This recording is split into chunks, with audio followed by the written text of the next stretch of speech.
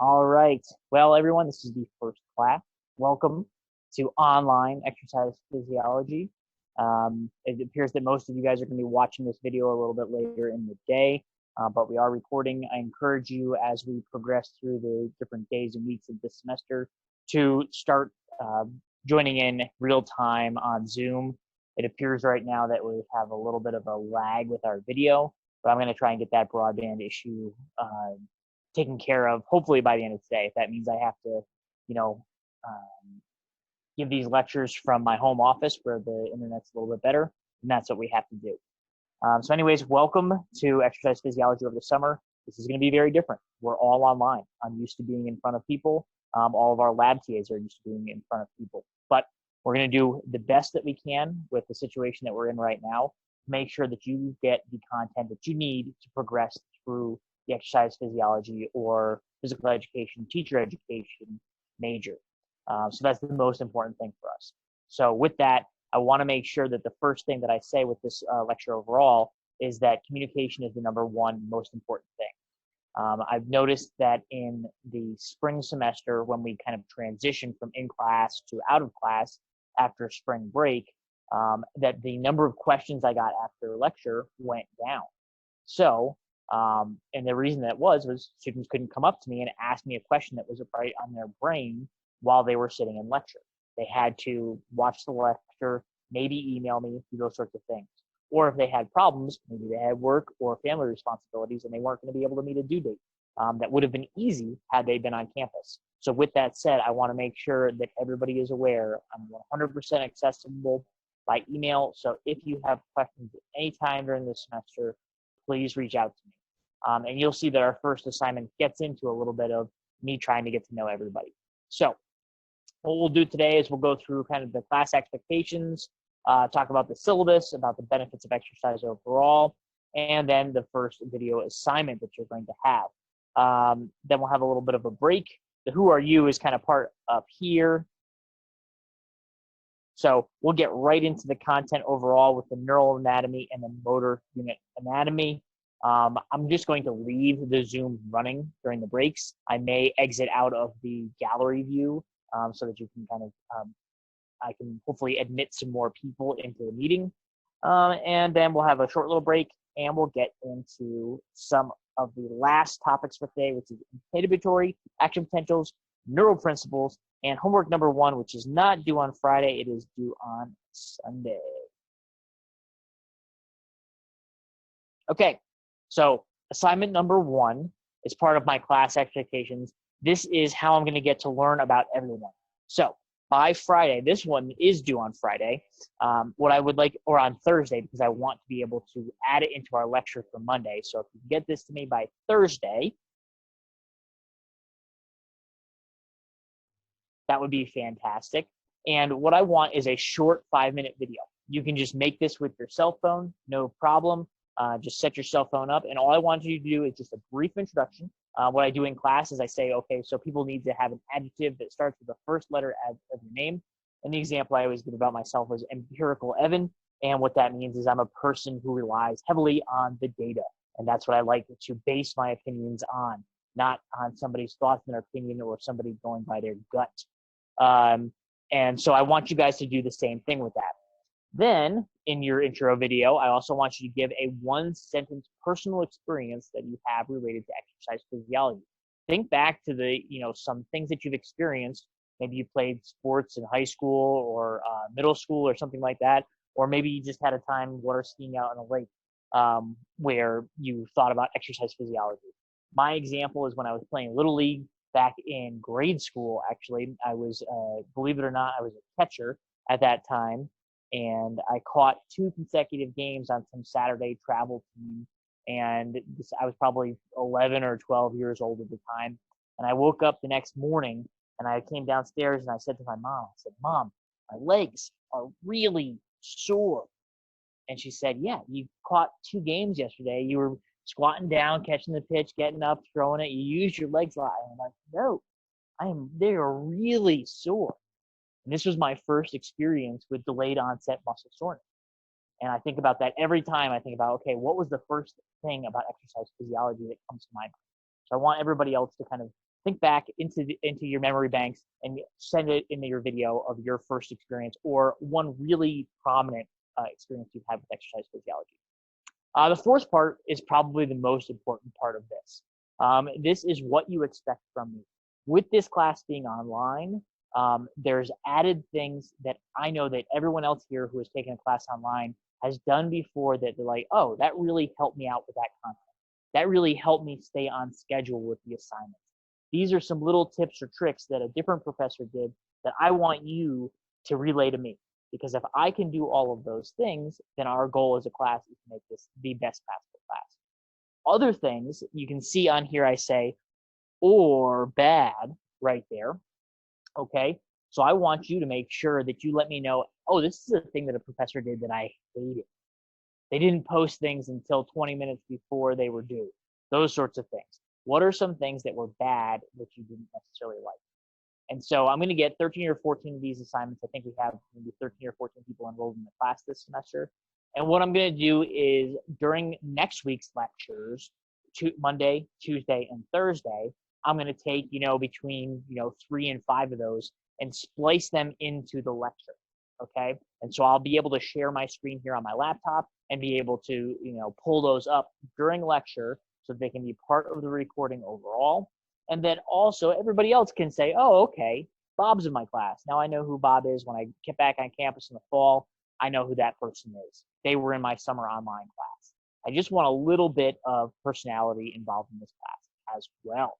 Okay, so make sure you do that. Let's move on to what I expect from you. And I already went over one of the most important things for what I expect from students on this class this semester. Number one, it's communication.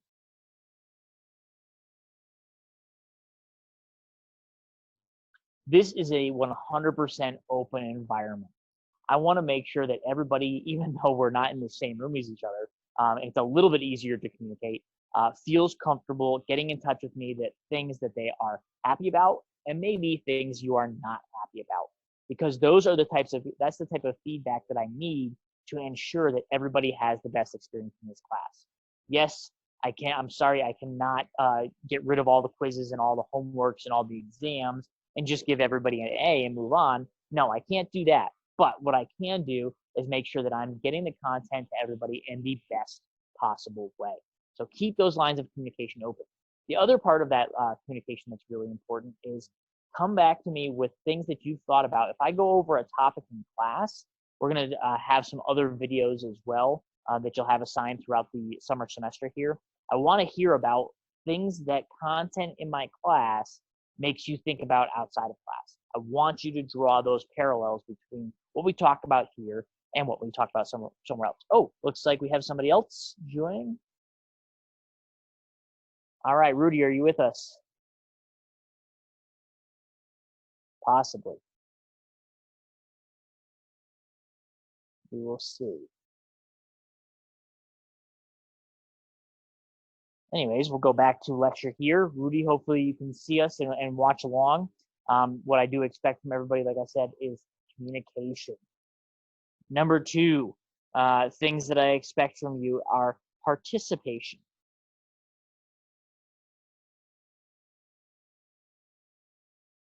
In class, I go over this a lot. And because when I have people in class, it's very easy for me to just call on them. And I do my best to learn people's names when they're in class. And I can say, okay, hey, Jill, what do you think about this one? Frank, what do you think about this answer over here? Some people like that. I think it gets people a little bit engaged. But in this kind of environment, we don't necessarily have the capacity to have that same type of participation. So what I'm asking for everybody is to capitalize on that communication, digitally or otherwise, and participate in the content that we have out there. When I ask for a quick little video, I want you to participate that and really make that part of what you're doing. So participation is really, really important overall with that. And then the last part is respect. And this comes for your fellow classmates who you're going to be interacting with, I would assume through email and other kind of digital concepts throughout the semester, and also myself. I do my best to get everything out to you guys on time and with enough time for you to get all the assignments completed. But with that, I would also ask you to do the same thing for myself and all the TAs. We're going to go over the syllabus in a few minutes, how you can actually do that. But those are kind of my main tenets for class. I want people to have this good communication. I want you to participate in class, and I also want you to respect all your other classmates and all the instructors of this class. It's a big team effort that we have going into this semester over the summer, just due to all the different changes. So I want to make sure that we get the most out of this semester. Okay. How long have we known about exercise physiology? Well, it dates back to Hippocrates. This is one of my absolute favorite quotations, and the answer here is, if we could give every individual the right amount of nourishment and exercise, not too little and not too much, we would have found the safest way to health. And so my goal of this semester, the summer semester that we have here, is to define why. Why does nourishment and exercise lead to health overall? What are the things specifically about exercise that enable us to be healthier? And we're going to talk about that, especially when we're reviewing different portions of metabolism. But I hope that everybody leaves here, and the classic examples I get are next time when you're at the Thanksgiving dinner table with your family and your weird uncle asks you a question or makes some outrageous health claim, you can come back and say, nope, that is not right. Insulin is related to the uptake of glucose. It has nothing to do with the aliens and you being abducted, Uncle Frank. Sorry. Okay, let's move on to our syllabus here. So what you have here is you have my contact information over here. Make sure to use this as much as you want. The other part we have is we have 4 TAs. Josh is helping me out with a lot of the laboratory, or not the laboratory, the lecture portion of this class. And he's going to be the one assisting with grading, making sure things are posted online, all of that really important information. And then we have 3 TAs for our laboratory. My big recommendation, when you are looking at some of the videos from lab, you have a number of assignments that are due for lab as well. Email all 3 of those people together. When you see it, just put all 3 of those email addresses right in there and say, hello, laboratory team. I have this question about this week's lab assignment. That way, all 3 of them can answer that as quickly as possible. Meaning that if Mariah sees the email first and happens to be sitting at her desk, she can write back a response. CCing the other lab TAs on there, Andrew and Nick, will also get Mariah's response. And then everybody can rest easy knowing that your question has been answered in the fastest way possible. Now, I talked about speed there. The other part of this is we are not just constantly plugged into the matrix sitting in front of our computers, okay? We are teaching this class, and that's one of our big responsibilities this summer. But a lot of our lab TAs and lecture TAs are also graduate students. They have other assignments. They have other jobs that they are working as well. So they are not necessarily going to be just sitting there waiting for your email. With that, this class and all of my classes in general have a 2 business day or a 48-hour email turnaround policy. Meaning, if you email me today on a Tuesday, I can guarantee that you will have a response by Thursday. I will hope to get a response back to you in the same day, within 24 hours, so by tomorrow. But I can guarantee it within 2 days. Now, the important part of that is that relies most heavily on our assignments, quizzes, lab, scientific writings, those sorts of things, because a lot of those due dates are on Sunday. The reason I put those on Sunday is because I know that other of our students also have other responsibilities outside of this class. You might have to work. You might have to take care of a family member. You may have other things besides this class that are going on. So that means that you can watch this lecture whenever is convenient for you, and then do those homework assignments maybe over the weekend. However, one thing that's come up in the past when we make our assignments due on the weekend is myself, Josh, Mariah, Andrew, Nick, we end up getting a lot of emails about 5 p.m. on Sunday about the assignment that's due at midnight that night. And on Sunday at 5 p.m., I'm usually doing some laundry. I'm usually doing a little bit of food prep. I am definitely not answering emails. And this becomes a challenge for us overall because the student is doing their assignment just like they're supposed to. They have a legitimate question, but due to the distant nature of this class overall, that question can't necessarily get answered in order for that student to get the assignment in on time. So the reason I'm going through this really long-winded explanation right here is to encourage everybody to look at the assignments during the week. Come up with any questions you might have during the week. And I know you might not be able to get through all of them, because what that'll enable you to do is hopefully email us by Friday. If you email us by Friday, we will be able to get that email back to you over the weekend. We're not saying that we're not emailing over the weekend. We are saying that we are not going to respond to your email within 4 to 5 hours at 5 p.m. on a Sunday. Okay? So do your best to get us an email before Friday at 5 p.m., and we will make sure that that email gets back to you before the assignment is due. Okay? We have all of our information here available for you. So as some people are seeing right now, the class meetings are Monday through Thursday. Monday, Tuesday, and Thursday are going to be our lectures. Wednesday is devoted for lab, okay? And now with the nature of this class being all recorded, it can be at any time. You can watch these lectures all right in a row on a Friday afternoon if you want. But I would recommend trying to stay up on the actual days, because the condensed nature of this class means that overall we have a lot of long lectures. If you sit down on Friday afternoon for 9 continuous hours of lectures, that is not going to be a good night's sleep if you're getting that night, and you're probably not going to retain a lot of that information.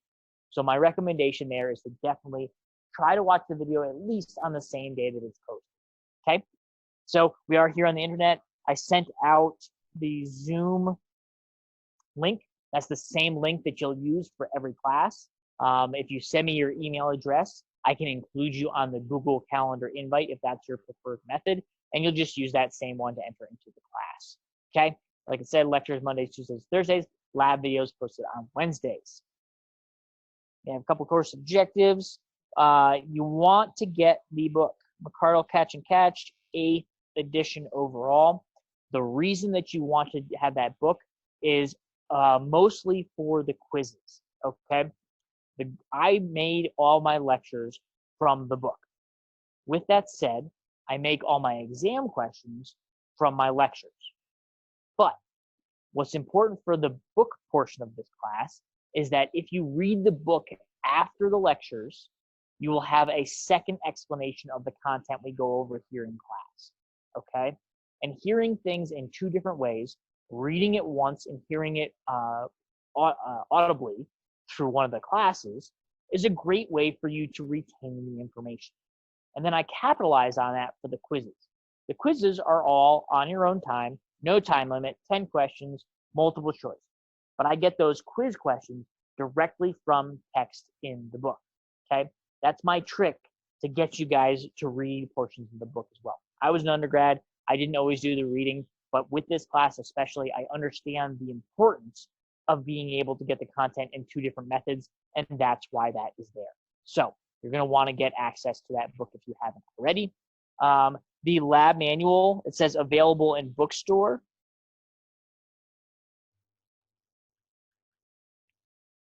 Hang on a second. For some reason, I'm not being able to. Let me close this guy out real quick. For that. Back to notability. Not letting me write. We'll try that again in a minute.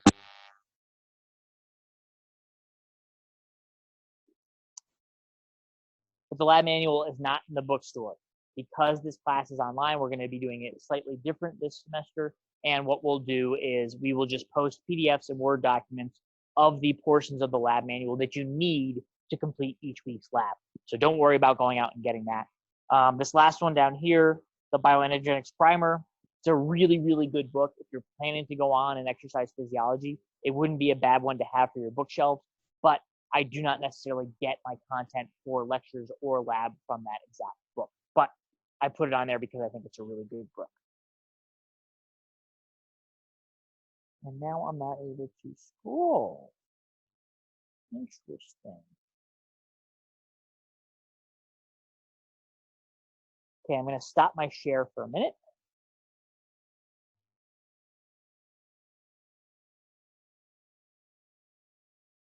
Get rid of that. Accents. Go back to this. Re-enter notability. I can scroll once again. I can write once again. I'm going to go back to share screen.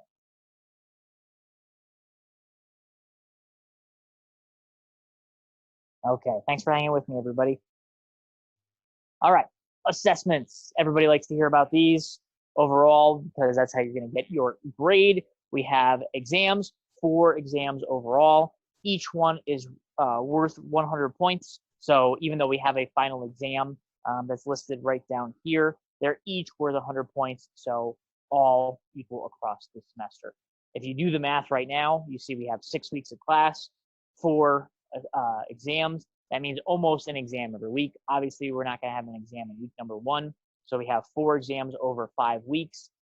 So you have to make sure that you stay up on the studying overall. Okay.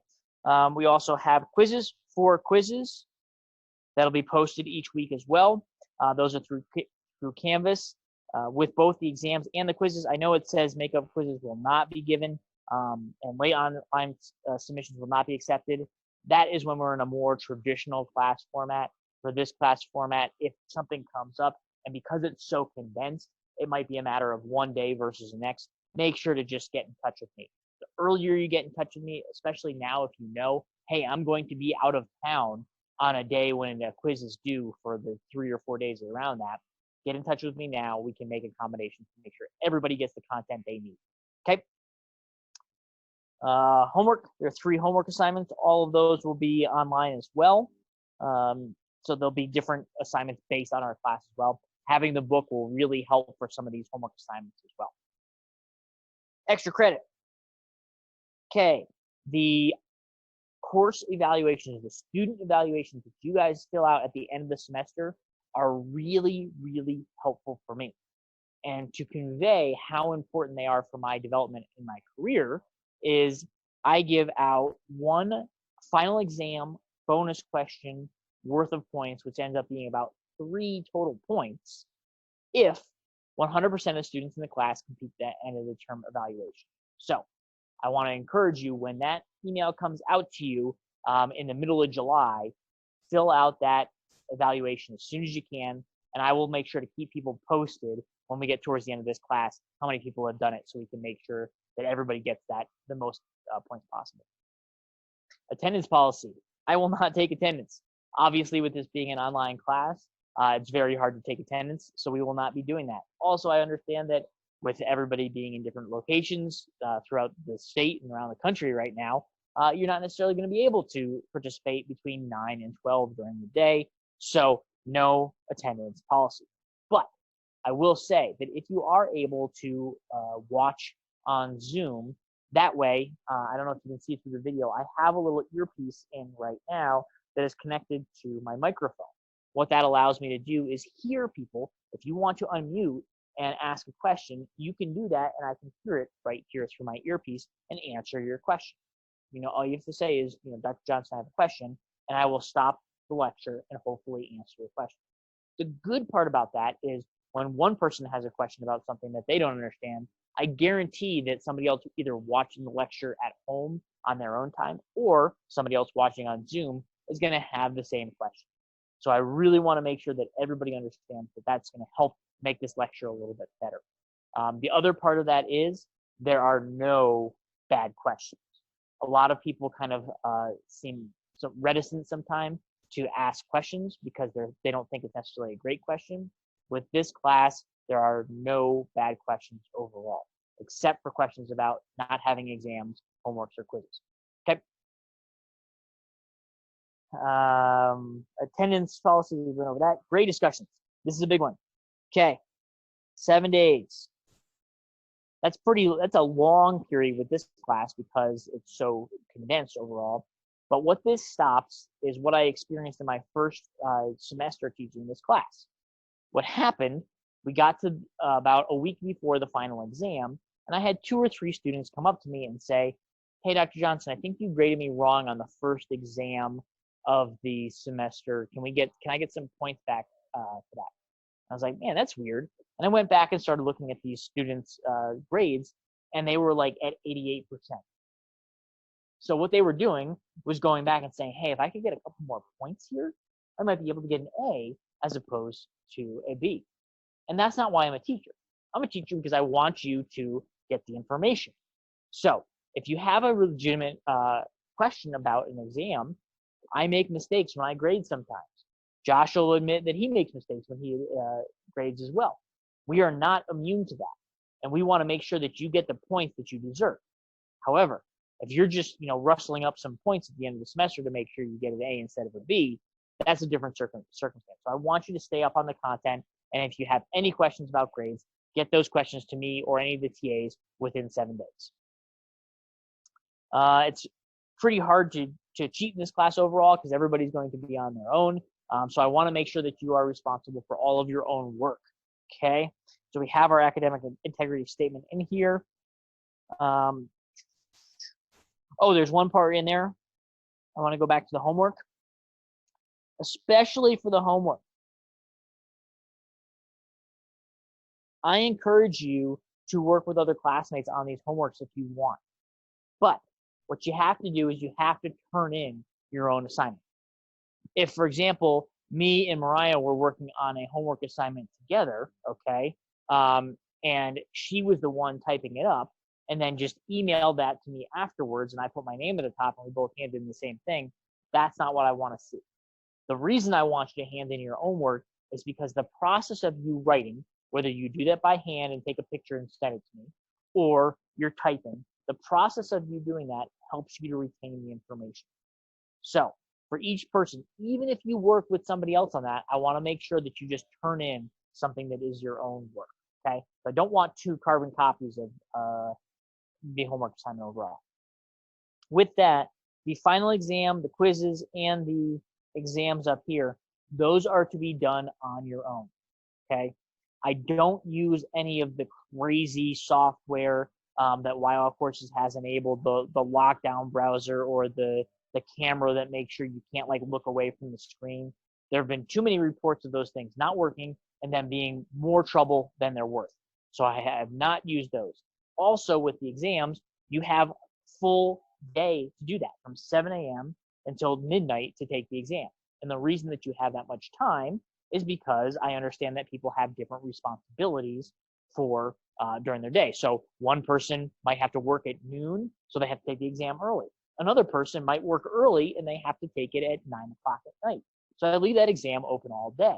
Okay. Also, I don't put time limits on it. With it being online, I know that there are people with different, basically paces when they're taking the exams. Okay. So I want you to make sure that you have the best opportunity to get the best possible grade. So I don't put time limits on those. So with those, I would ask that we're on the honor code here. When you take your exams, when you take your quizzes, you do those on your own. With the quizzes, those are open book. I want you to use your book to go in and find the content that's related to those questions. With the exams, those are closed notes, closed book, okay? I want you guys to be able to have to recall that information and really do your best on those exams, okay? So I just wanted to make sure we got that out there. All right, here's our grading right here. 4 exams, 100 points each. We have our quizzes, 4 times 25. We also have our homeworks, which are 3 times 25. We're going to be adding to this a little bit because we're going to have 3 videos, which will be 25 points each as well. The first of those is your intro video. You don't even have to have any content for that. All you have to do is get me a video that's less than 5 minutes before Friday, and you will get those 25 points, okay? These are more going to be complete or incomplete overall, okay? The other 2 videos that I'm going to have assigned this semester are going to be question videos. So it'll be, okay, this week, Rudy, you are responsible for sending me a question that you had about Tuesday's lecture, okay? That's an example. That's not a real assignment right now. Overall, we have our points. I'll update these right here, guys, so that you know the exact number of points. And I try and do my best, and Josh is a big help on this one, with keeping those grades updated on Wild Courses, so you have a real-time accounting of how many points you have, so that you can keep track of where you are as far as grades are concerned. I know that's really important. With the exams, we're adjusting them a little bit because they're online now, so it'll be short answer. Oh, do we have a chat function? Hang on.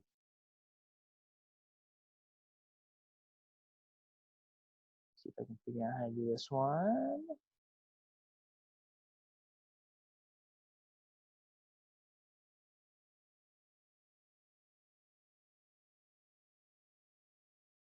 I don't think I can.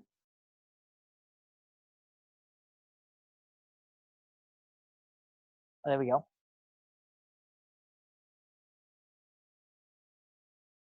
Ah, Rudy, great work. Okay, I saw the chat here, and it would be a in video format.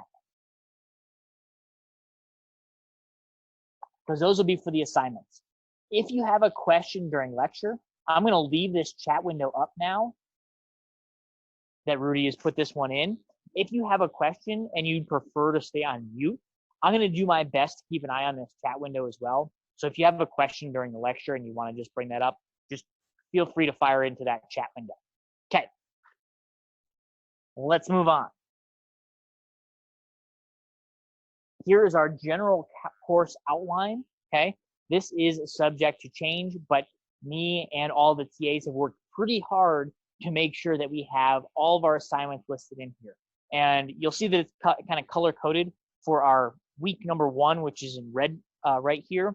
We have, okay, all of our homework assignments. So you'll see if you check under modules for WILE courses, that homework number 1 has already been assigned. That is due on Sunday by midnight. Quiz number 1 will open tomorrow, okay? And that once again is due on Sunday.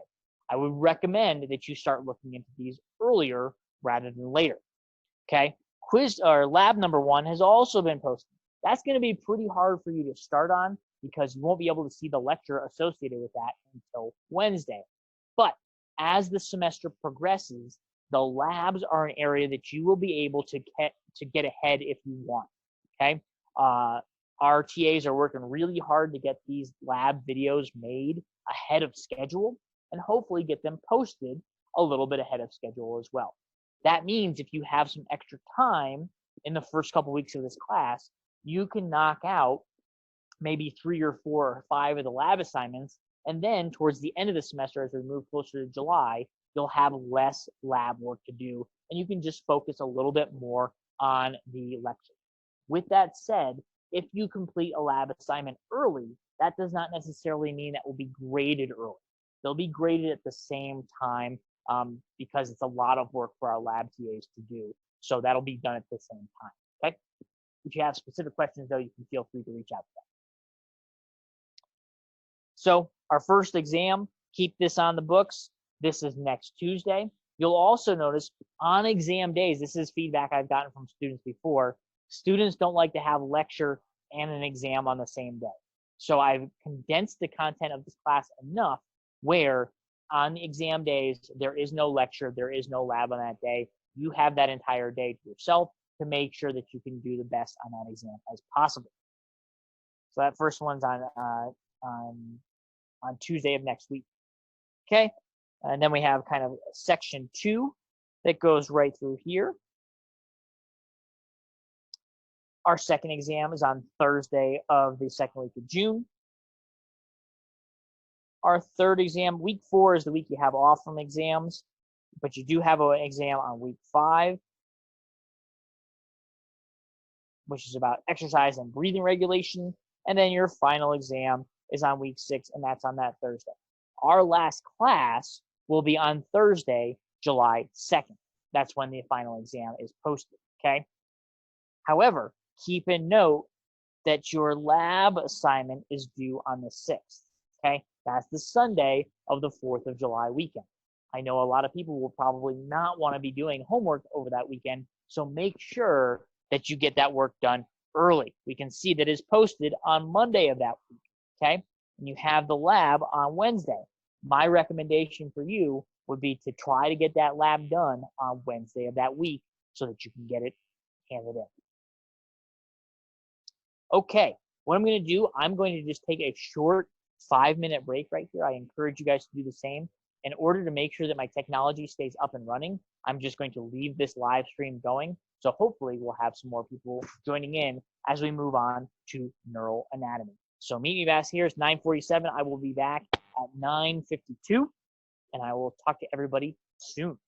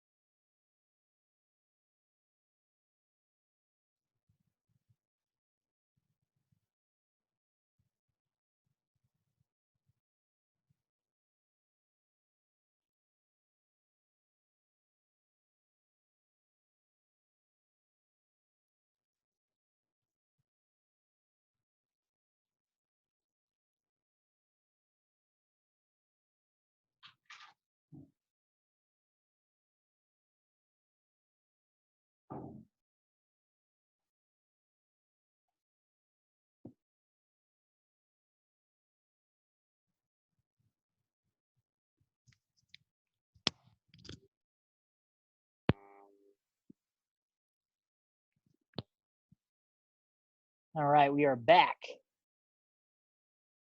Let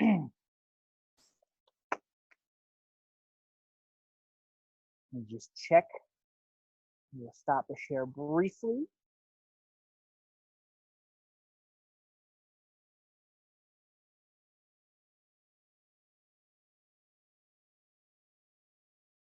That's good. Back to screen share.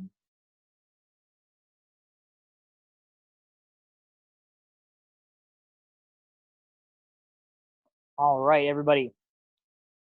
So this is what you came for. You didn't come for just a syllabus review in general. You came to learn about some physiology. And we're going to start with neural anatomy because that's where we are going to get a lot of our kind of baseline for what we need for the rest of the semester. Okay. So this is normally where I open up the class. I say, okay, well, why is our nervous system important for exercise in general? When we think about exercise, normally we think about muscular strength. You know, that's the thing that comes to mind, or speed. Okay. So we think about somebody being faster than someone else. Okay. However, we don't necessarily think about the nervous system in general. But the main reasons that I want to highlight for why we need to think about our nervous system when we think about exercise is number one, it's important for feedback. Okay. The example that I always give for this one is if you go into the fridge and you see your gallon of milk there in your opaque white container, and you go imagining it's very heavy, you go and lift it, and your arm goes up over your head like a superhero. You think you're the strongest person in the world, and what actually happens in that is that you didn't necessarily have the feedback you needed beforehand to be able to get that information. Okay, but you know the next time you will not lift quite as heavy. And we're going to talk about size principle a little bit later in this lecture and how that's related to this overall feedback. Okay. Also, what about muscle contraction?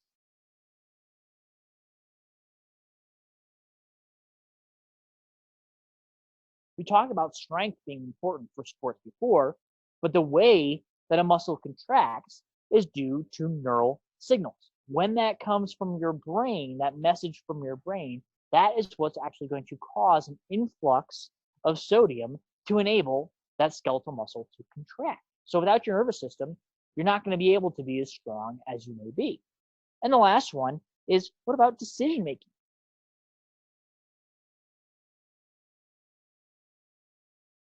Okay.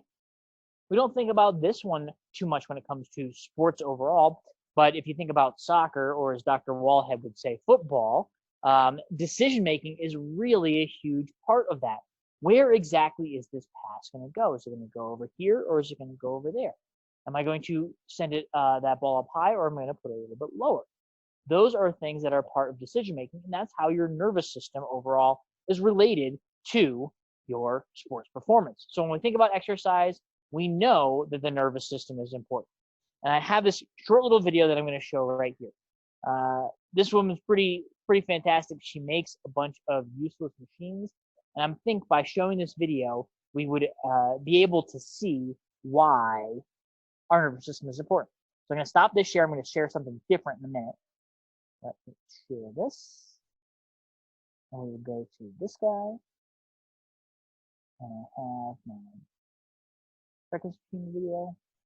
All right. So let's watch this quick little video. 29 seconds. I think you guys can hang with me. Here we go.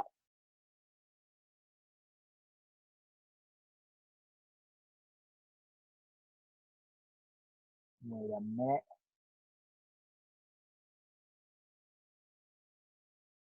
I put my volume on. There we go.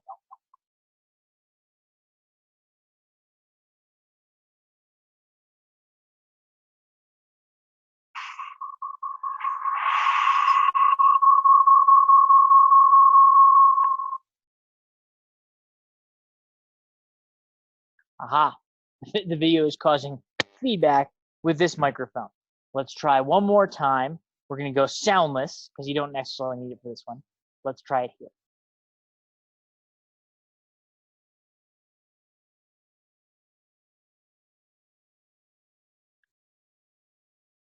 So she turns on the machine. It knocks over the cereal, puts some cereal in the bowl, throws the box on the floor, gets the milk the way this machine can do it, pours it over there,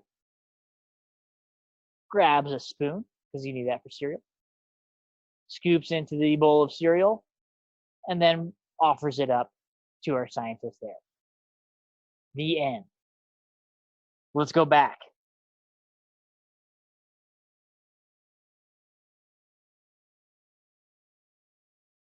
and we will share it back to our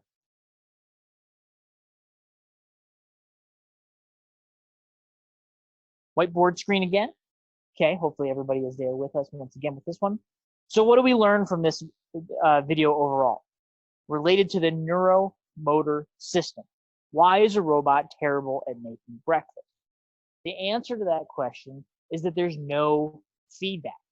The robot did everything it needed to, if you were to program into a computer, the steps of making breakfast. And this is like something I talk about in my graduate class, Professional Skills for the Research Scientist. We go over how to make a standard operating procedure, an SOP. Okay, here we had all the steps. Step number 1, get the cereal. Step number 2, put the cereal in the bowl. Step number 3, get the milk, put the milk in the bowl, get the spoon, scoop some cereal, and give it to the person. Okay, we did all 8 steps, but the way in which we did those was incorrect because we were not receiving any feedback. So that's the important thing there with that video. I think that gives a little bit of levity to why it's important for us to get some feedback. So what related to neuromuscular system makes a robot terrible at making breakfast? 1, no feedback. And the second part of this is no accuracy. And both of those are interrelated. Okay? Let me make sure that I have my chat window up still.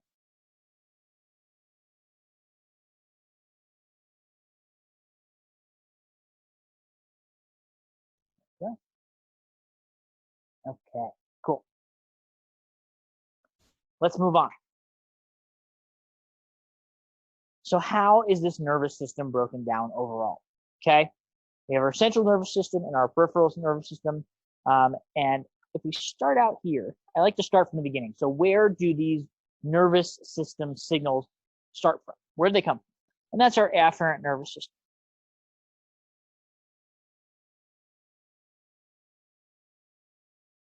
And I'll just use NS for an abbreviation right there. Okay, we'll put this in a nice little box right here.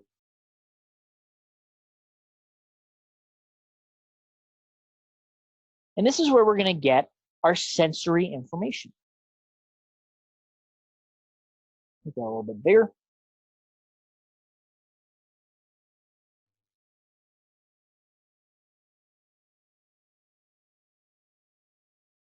So an example of this is I can sense this pencil in my fingers right now. I can feel it right there. I can feel my feet on the ground. That is sensory information that's being relayed. Okay, we're going to talk about exactly where that relays and any feedback that we might get because of that. We call this somatic information.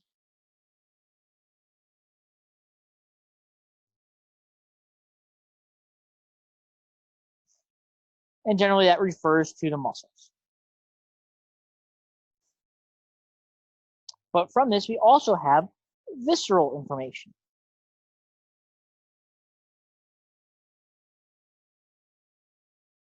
And that comes from the organs or smooth muscle.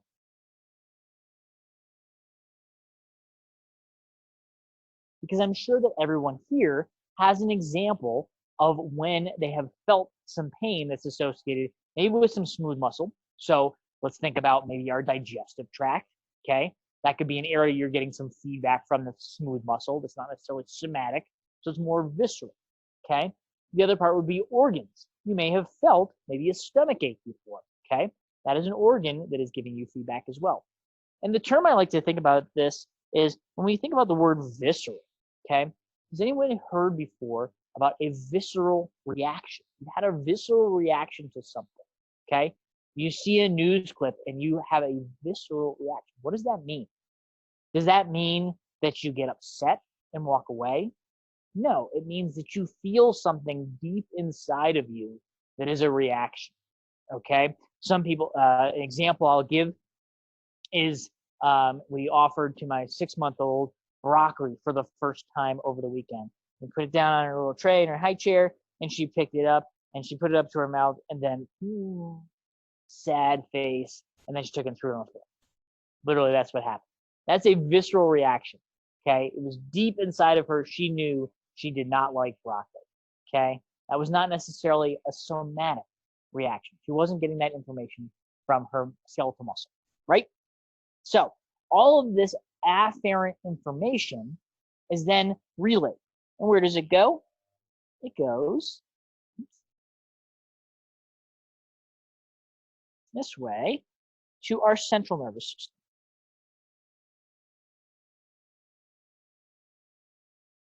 We can make a nice little box for this guy too. And there's only two things that make up our central nervous system. That is the brain and a spinal cord.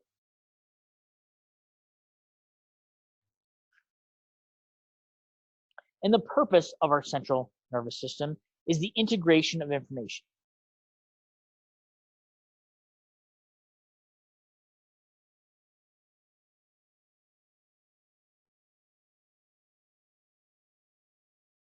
Okay. And this is like you think about a quarterback on a team reading the defense. Okay. So the example, you think about some of the football games that we were able to see last year at War Memorial Stadium right here.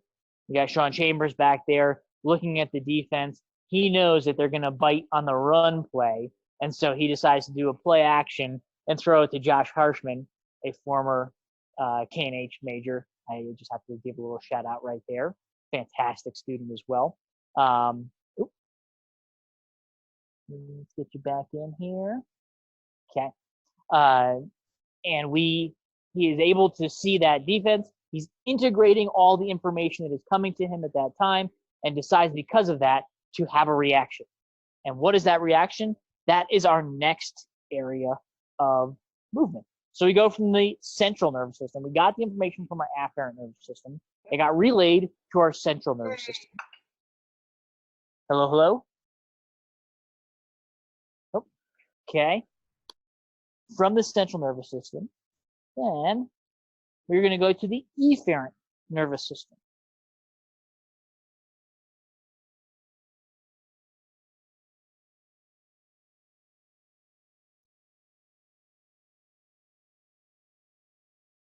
Afferent. And the way I always remember the difference between the afferent and the efferent nervous system is just by the letters. Okay. Afferent starts with A, so that comes first. That is moving towards the brain, which is at the top of your body. Okay. Afferent is going up. Efferent, that E comes later in the alphabet, so that's going away. So efferent is after the nervous system, the central nervous system. And the purpose of the efferent is this is motor neurons. We're going to be talking about these today.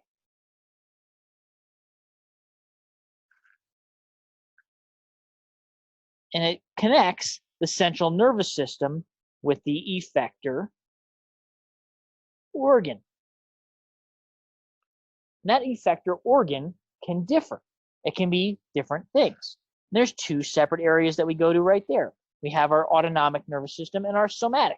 Let's start with our somatic first.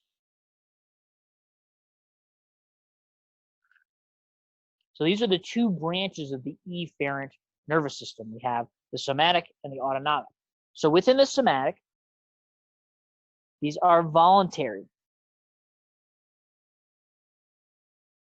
Skeletal muscle only.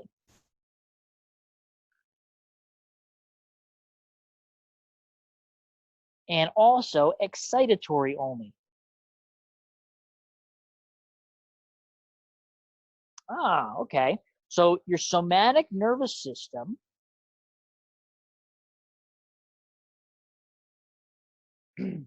is what refers to, we had our quarterback analogy that we used before, okay?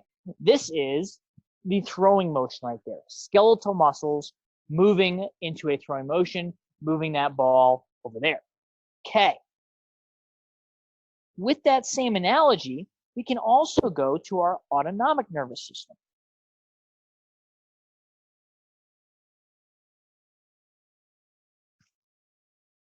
This is involuntary.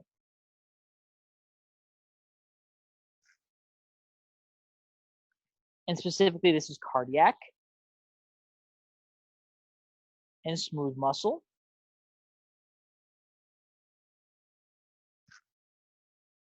also glands and organs.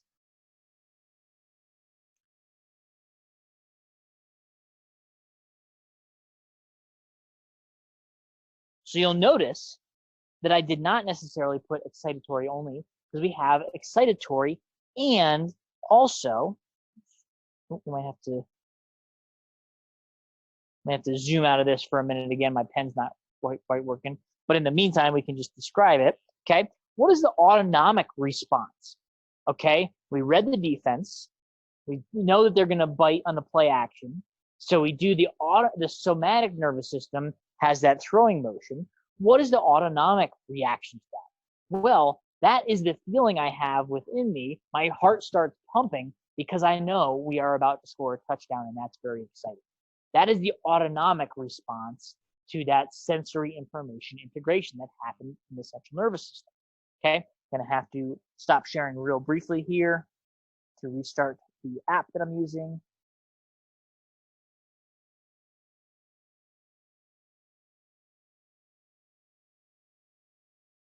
Okay, back in business.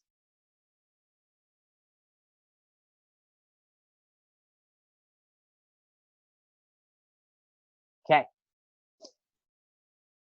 I want to put a little asterisk. I didn't leave quite enough room, so let's put a little asterisk right here, and we'll move this up here. Within the autonomic nervous system, we have two branches. We have our sympathetic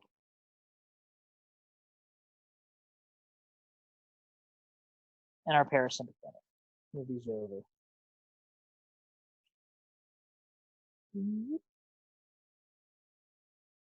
Sympathetic and our parasympathetic.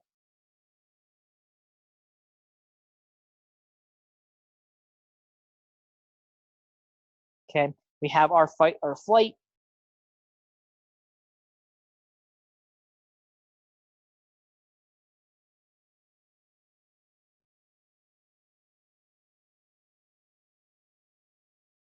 And we have our rest and digest.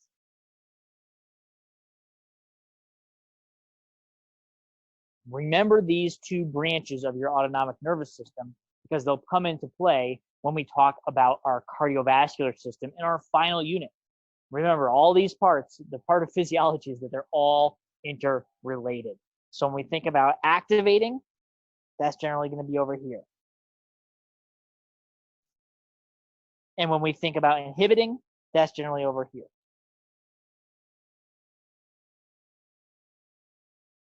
Okay, let's keep moving on and talking about our nervous system in general. So a couple quick definitions. If we're talking about a ganglion, this is part of our efferent nervous system. Now, this is a cluster of nerve cells outside the central nervous system.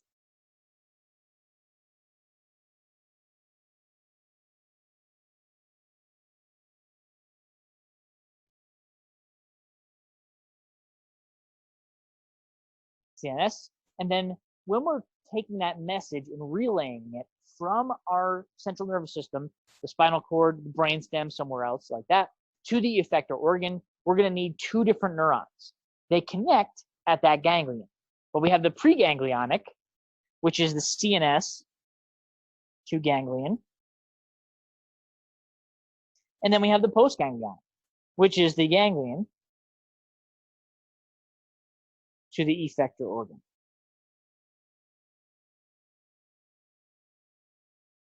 So a couple quick little definitions that'll help us as we are moving through our discussion. Also, we talked about the CNS, and we have different areas within our cross section of our spinal cord. So here we are. Here's our picture of our spinal cord right here. And this would be if somebody took a sword and sliced through you in the sagittal plane right here, okay? And you were looking down from above, looking at someone's spinal cord. And we have two kind of halves. You can draw a little line like that. Wait, did I say sagittal plane? I meant transverse plane. Sagittal would be side to side. Transverse, top and bottom. All the people who've taken anatomy last semester are sitting there just screaming at their computer monitor right now as I said that. Don't at me, okay? So here we go talking about our different tracts within our spinal cord, where these messages are going to go from the brain to the effector organ. We have specialized highways that enable these messages to get places quicker. So where are we going to send them? First, we have our pyramidal tracts. So let's do this in purple. Right over here, some nice big areas.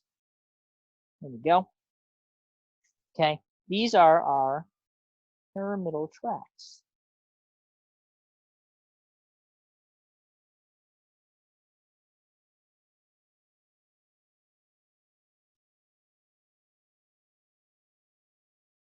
Okay, and if we were to describe what happens in the pyramidal tracts, these are for voluntary skeletal muscle action potentials. Voluntary. If we know it's voluntary, we automatically know that it's going to be skeletal muscle.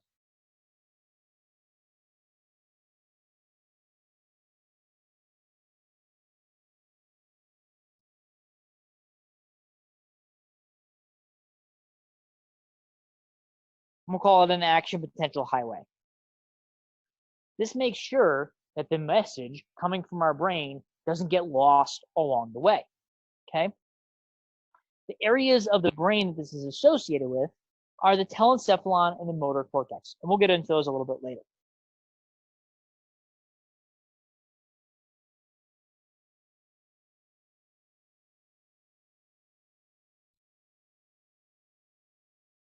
And these are going to stimulate specific type of neurons called the alpha motor neurons. Okay? And the only thing you really need to know about alpha motor neurons overall, I did some research into this. I went down a rabbit hole about all the different types of neurons. And the alpha motor neurons are our largest in diameter. And what that means is if you have a larger diameter neuron, we can send messages more quickly. So if we think about skeletal muscle reactions, we want to make sure that we can react as quickly as possible. So stimulating those alpha motor neurons is a really good thing for us overall. So what's our other tract? We've talked about the pyramidal. Let's go to the other side.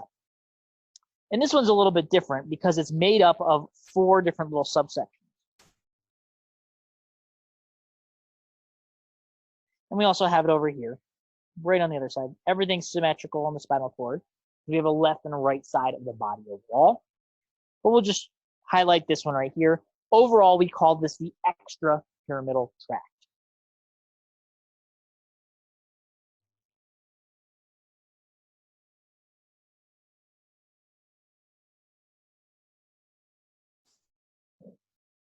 And what happens here? Well, if the pyramidal was voluntary, this is our involuntary actions.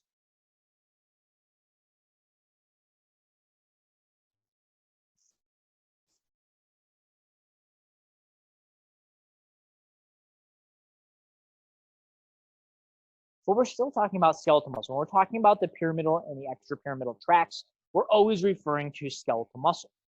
However, in this sense, we're talking about involuntary skeletal muscle contraction. And this is a hard one to kind of think about because normally we think about, okay, when our skeletal muscles contract, our biceps, our quads, our calves, something like that, there's usually a sense of consciousness associated with that. You don't just randomly walk into your living room and start doing bicep curls. That doesn't happen. However, each and every one of us, no matter how relaxed you are right now, watching this video at home, you have skeletal muscles that are working. Specifically, you have some postural muscles.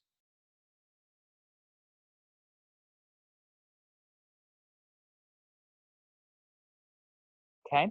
So for you sitting at home, to keep your head up, you have to have some activation of your neck muscles. Okay? You are not thinking, hey, hold my head up. Okay? But overall, there are action potentials going to those muscles right now, enabling those muscles to retain a certain amount of skeletal muscle tone, meaning there is some ATP being used just to hold your head up right now. Okay? Also, in the extrapyramidal tract, we are going to have our smooth muscle activation.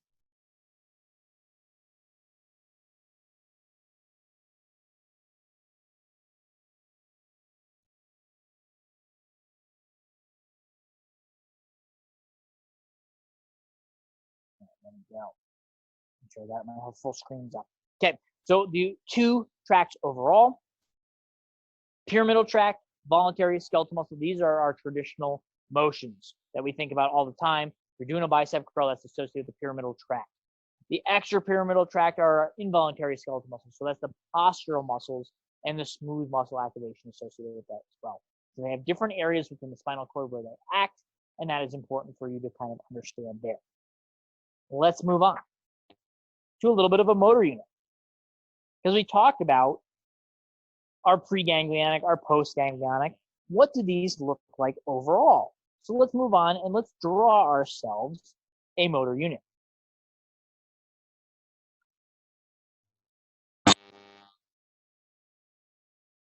So we'll start with our cell body right here.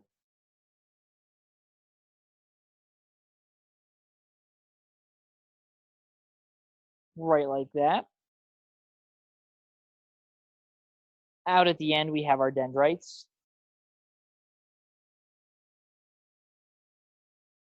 We have our cell body. And then coming off of this cell body, we have our axon.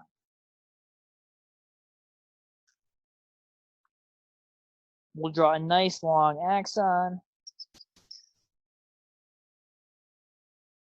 It makes a convenient 90-degree right-hand turn. And then below, we are going to connect this axon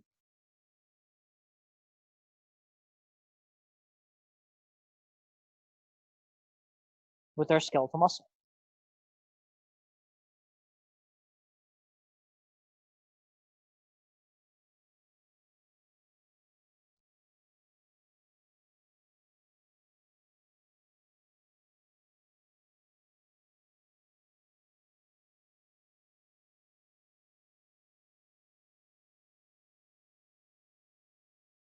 Getting an alert that my computer is running out of memory. Hopefully, we'll be able to keep this running the whole time. Okay.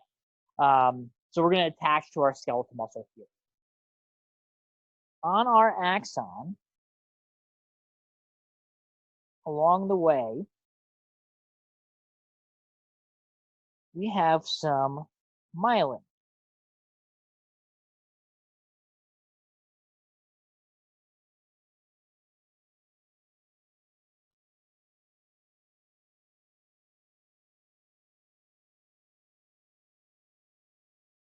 So we'll just draw these little nodes of myelin like this. And what this does is helps to insulate that axon to make sure that those action potentials don't fly off into different parallel axons and get your signals crossed overall. The other purpose of them, these are myelin,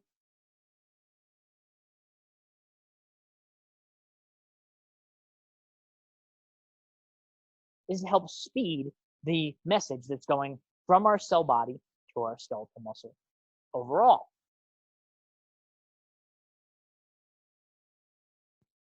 Because what happens when we have this is that action potential can actually jump between those different areas. So let's just draw this in a slightly different green here, because these gaps in between are our nodes of Ranvier.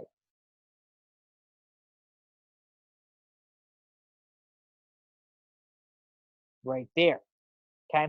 And those nodes of Ranvier enable us to move that action potential very quickly from our cell body down to our skeletal muscle. At the very end of our action potential, or of our neuron right here, is our neuromuscular junction.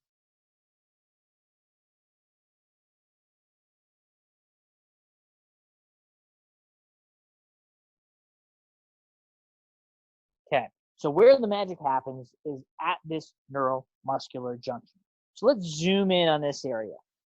Okay, I'm going to draw a little box because I want to blow that up. What is happening inside this box between these two areas? Well, let's draw our box first. One, two,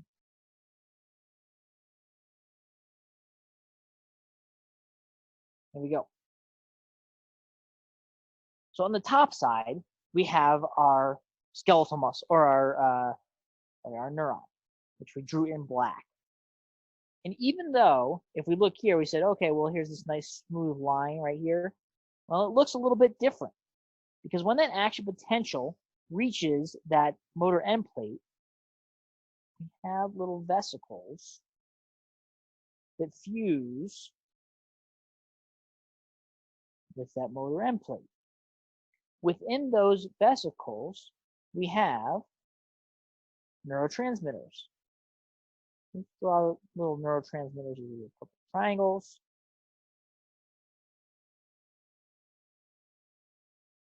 Okay. This purple triangle equals a neurotransmitter.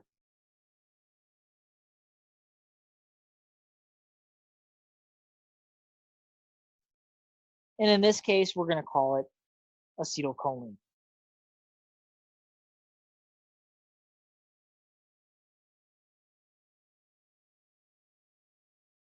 You're going to see me abbreviate that as ACH. Okay? So when our action potential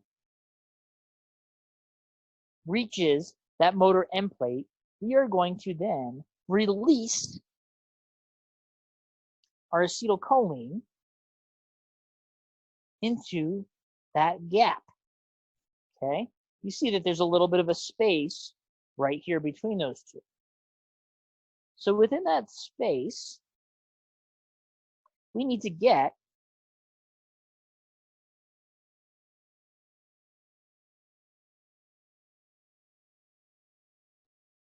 over to the other side.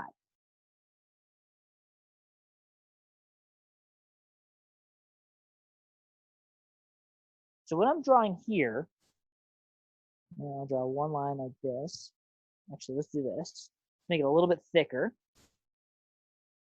right? Okay.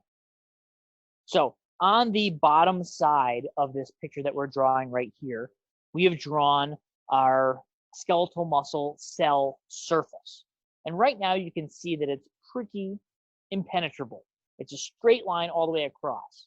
But you can see these little Y's on there and that area that I made a little bit thicker overall. So what happens when our neurotransmitter goes into the synapse is our little triangles, our acetylcholine, can then bind with our ligand-gated channels. That's what we have there. Those red Y's and the little line underneath them, that is a ligand-gated channel. Let's label that.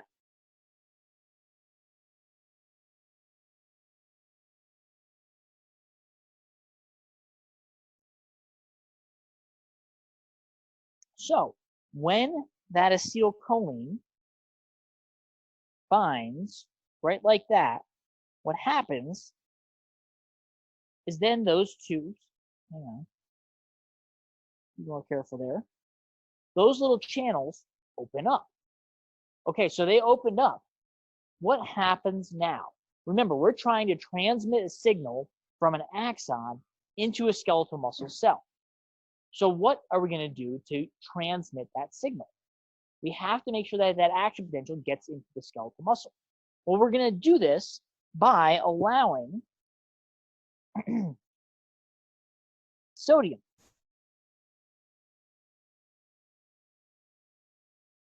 to flow down its concentration gradient into the skeletal muscle cell. And why is that going to happen? I just mentioned it. It's because of that concentration gradient. So I'm going to draw one more box. And I'm going to explode this out over here for one reason and one reason only.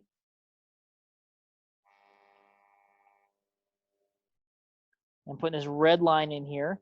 That's the skeletal muscle cell surface. And on one side, we're going to have sodium, Na+. Concentration is 150 millimoles.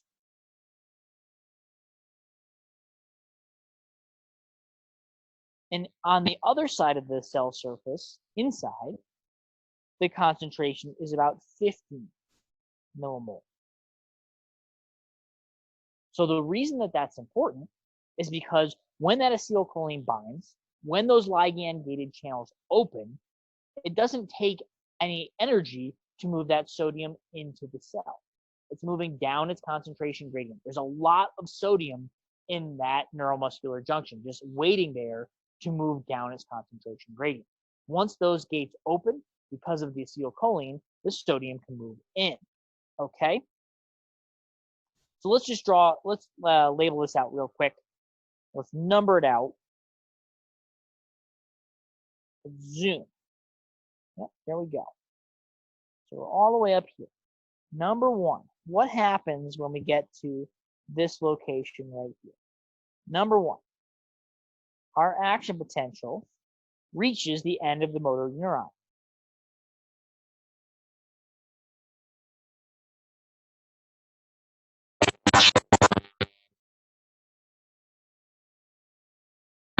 Number two, the vesicles release our neurotransmitter. We're going to say acetylcholine in the synapse. Number three, our acetylcholine binds the ligand gated sodium channels.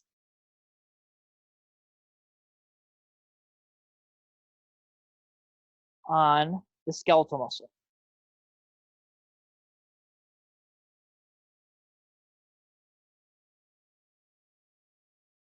Number four, sodium channel is open.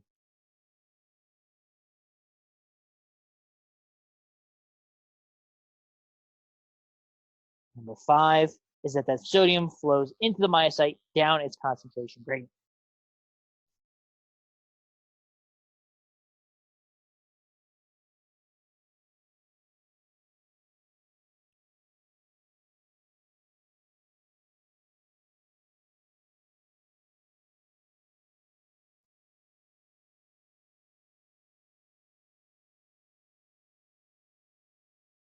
A lot to break down at the end of this sentence right here. Myocyte is a muscle cell. Myo means muscle, cyte means cell. So myocyte. We have a down arrow, and then we have our brackets. When I put brackets, that usually means concentration, because in chemistry, if you put those, you're generally talking about chemistry. So it's going down its concentration gradient. We're going to build on this in a little bit later, I think probably Thursday's lecture, when we talk about movement of action potential and actual skeletal muscle contraction. But I want to start with the building blocks of it to say, okay, well, once that action potential reaches the skeletal muscle, what happens overall? How do we move those action potentials from the central nervous system on? Okay. Aha. We'll finish part one of today's lecture with how these action potentials get joined together. Right now, in each and every one of us, there are a lot of action potentials moving to a lot of different skeletal muscle cells all throughout our body. However, these are below the threshold, okay? So what that means is they are not necessarily reaching the level. The electrical stimulus that's getting to the end of that motor neuron is not enough to cause that action potential to occur in the skeletal muscle cell. So we have to have ways to increase this or make it work. We have temporal summation and spatial summation. Okay? Temporal means time. And spatial, not talking about outer space, it's just talking about space and geography.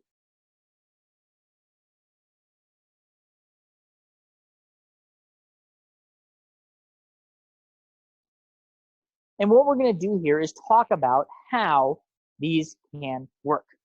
And in order to understand that, so we're going to talk about two bicep curls on the right side and the left side. First, we're going to go with temporal stimulation or temporal summation. a line like this, our axes. Here's our y-axis and our x-axis, just like this. This is going to be time, and it's going to be in milliseconds.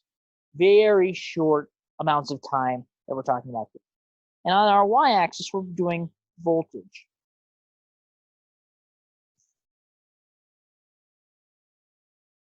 And if we're doing short amounts of time, we're going to do small amounts of voltage, millivolts overall. So let's zoom in on our figure right here. At rest,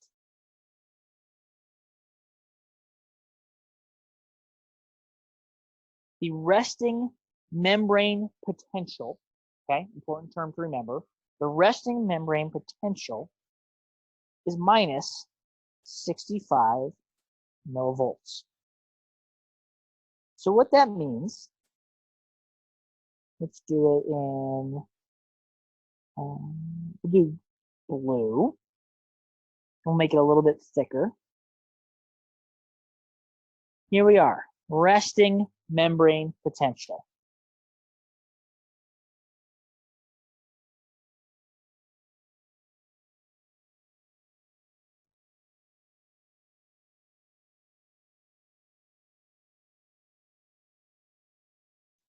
And then up here, this is minus 50. Oops. This is threshold.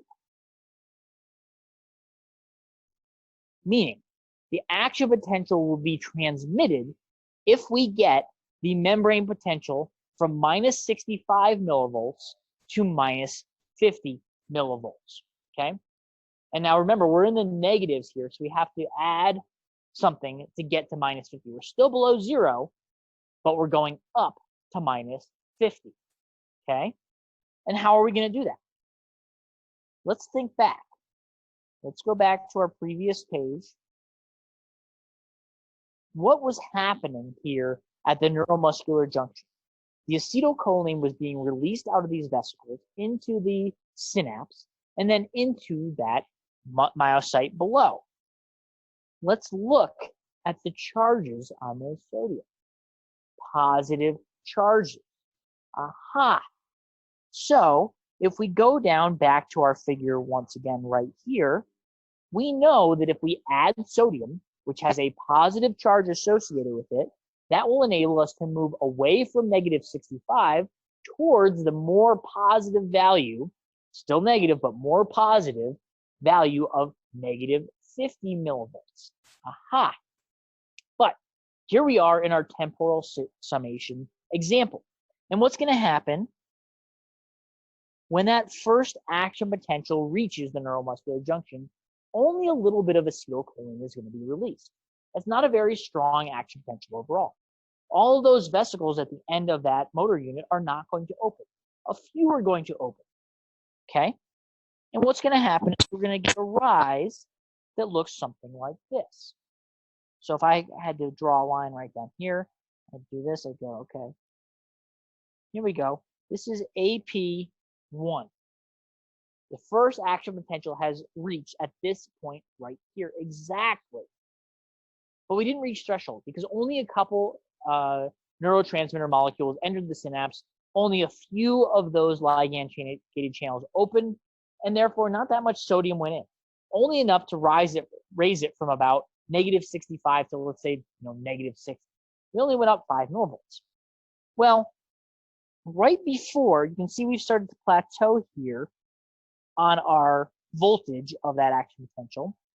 Right before that happens, guess what's going to happen? Action potential 2 hits, okay? So here's the example. This is me. I'm walking up to a squat rack. I got my blinders on. I do not see the weights on either side of this bar. I get under the bar. Here I am. And the first thing I do is I start pressing. Nothing happened. So what do? Well, I create some more action potentials from my central nervous system to send it to my legs, my quads, to press a little bit more. Okay, action potential number 2 arrives at this point, and guess what? Oops. We get another rise of about 5 millivolts. Well, that's still not enough. So we need action potential number 3. There we go. Oops. Make it a little thicker, just make it consistent. Action potential number 3. We are so close right now. Here we go. Action potential number 4. We're going to get the same rise out of that. Oh, we've hit our threshold. At this point, we get a big jump in our millivolts. Eventually, it'll come back down. We'll depolarize slightly at the end and come back to our resting membrane potential. So I'm under the squat bar. I press, doesn't work, press, doesn't work, press, doesn't work. Press finally on that 4th one. I reach potential. Then I'm able to do my squat and put it back on the squat on the rack. That's what temporal summation is all about. So the picture I usually draw to demonstrate this is here we have a car battery, right? Oh no, sorry. We have our patch right here. We're trying to stimulate a muscle contraction. So here's our car battery right out here. And what we're going to do is we're going to send 1, 2, 3, 4 signals in quick succession to that single patch to enable that skeletal muscle contraction to occur. So if we had to describe it and define it, we'll say temporal summation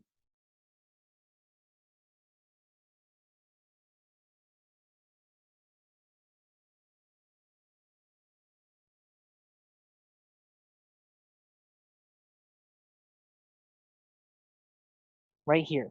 An action potential transfer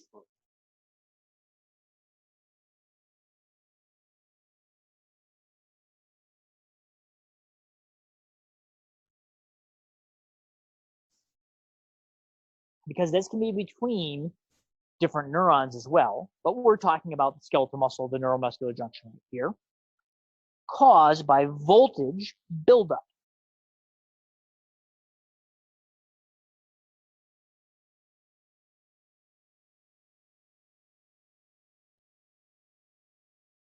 Okay, these action potentials were happening in such quick succession here that the millivolts didn't have enough time to go back down before they got hit again. So we have that buildup of action potential. The important things to remember here is this is from a single motor neuron.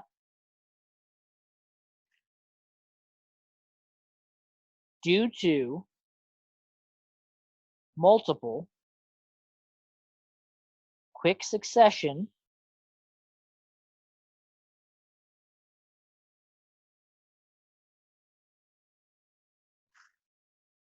subthreshold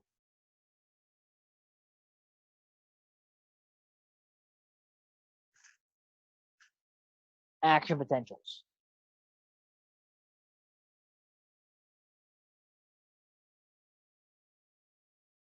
So if I had to think about this definition, what are the most important things to remember overall? Okay. Single motor neuron, multiple quick succession subthreshold action potentials. That's what temporal summation is overall. Okay. That's one half. Let's go to the other half real quick. We got to talk about spatial summation. Okay. This has to do with space or geography in general. Right there. And what we're going to do here, let's see. I cut and paste this. Let's find out.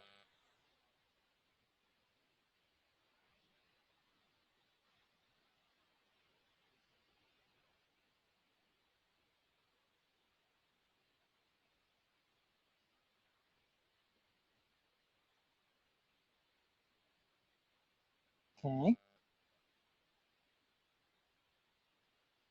We're going to make it smaller. And then we'll zoom in over here. What I want to do is I want to delete this guy. Okay. I want to delete all my action potentials. Let's put our x-axis back in. Okay. There we go. And now I'm going to copy this one.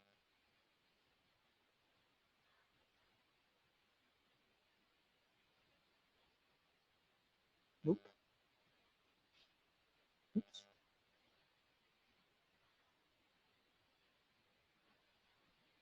All right, guys, hang with me. Believe me, this will save us a lot of time.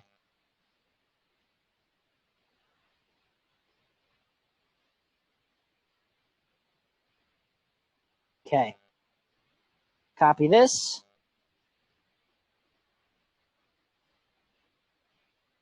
Paste it. Paste it. Paste it. Okay. And now I move all these guys over.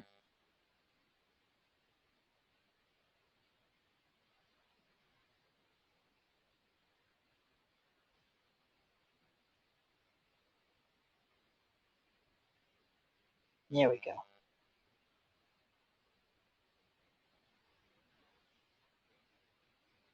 Okay.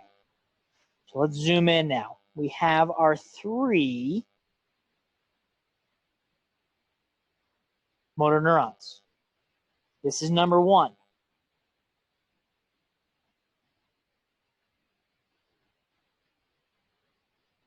This is number 2. This is number 3. Okay. So if we had to get in here a little bit closer, what we'd say, okay, this is not action potential 1. This is AP2.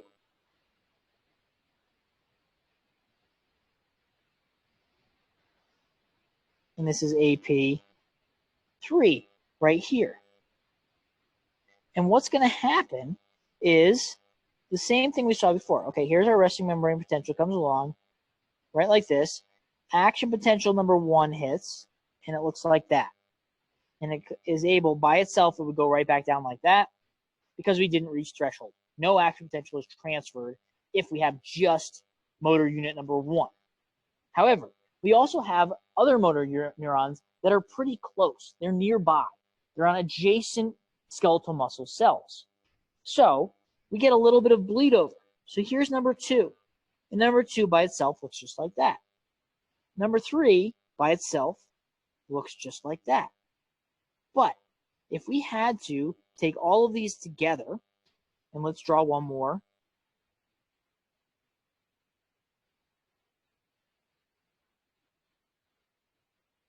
Okay, voltage.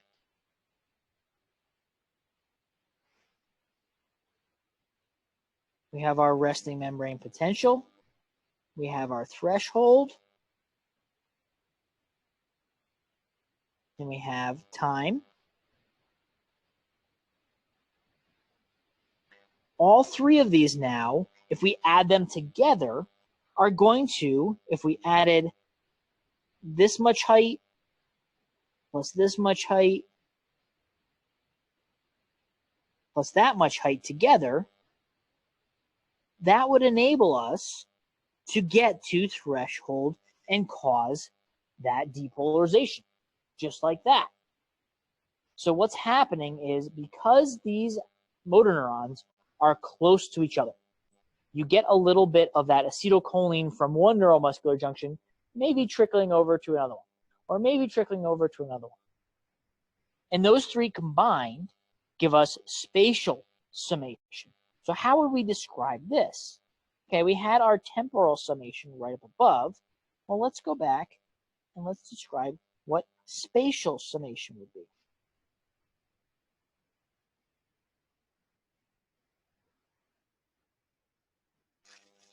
And this is an action potential transfer.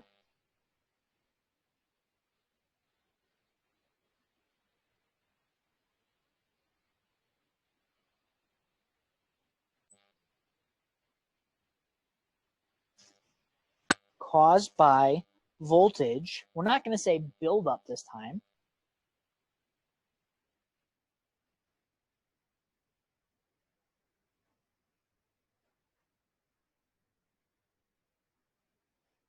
we're going to say addition.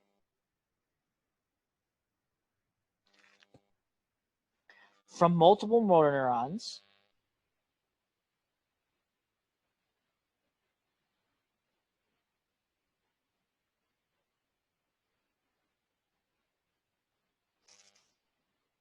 firing sub-threshold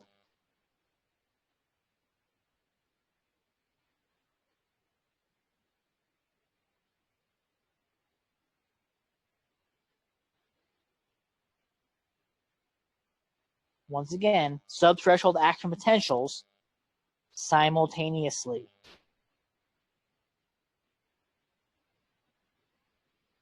Aha. So here's the big difference.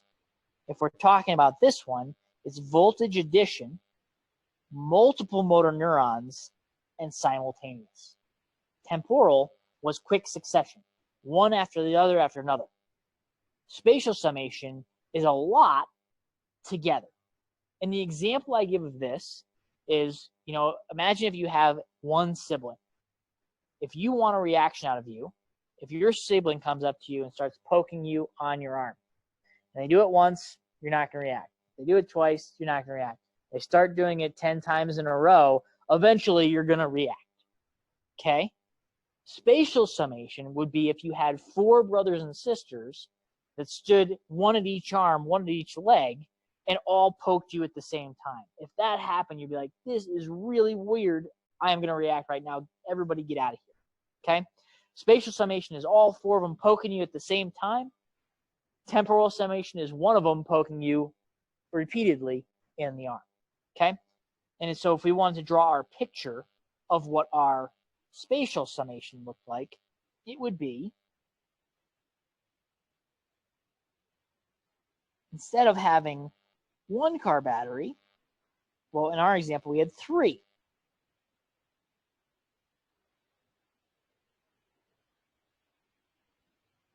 And here's this little car battery right here. Little car battery right here. Little car battery right here. And we have AP1, AP2, and AP3. And they all fire at exactly the same time. Okay? So that's how we can add action potentials together to get a transfer of that action potential either from one neuron to the next or from our postganglionic motor neuron to our skeletal muscle without having to have every single one be over threshold. Let's take one more break. And when we get back, we're going to talk about the autonomic nervous system, how to inhibit an action potential, and a little bit about motor units.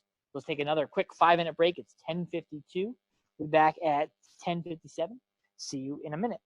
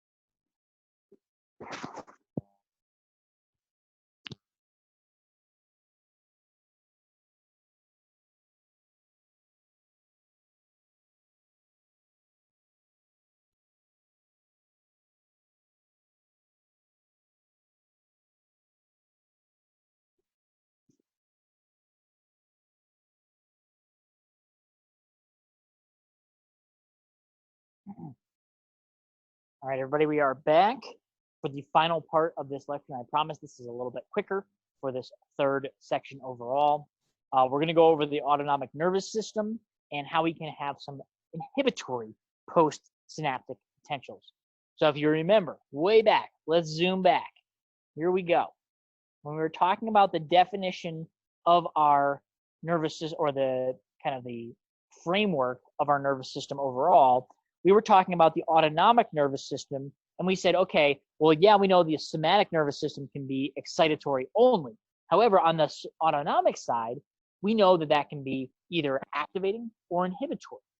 Well, how are we going to have an inhibitory action potential? So we're going to send a signal that's actually going to reduce the ability of an action potential to move forward. Well, let's talk about how that occurs. We got past our summation. Here we are onto our autonomic nervous system, our inhibitory postsynaptic potentials. So what we have to think about overall, let's draw our same box that we had up above. A nice spot. Let's do this. Make it a little bit thicker.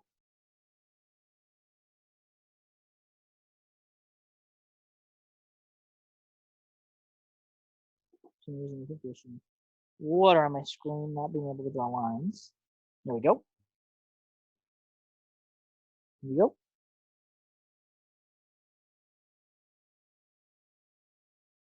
And remember before.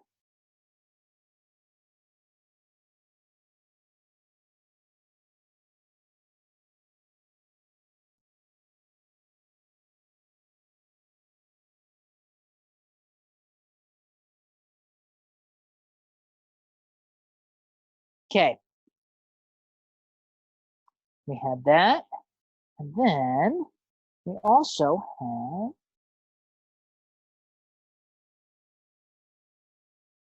this.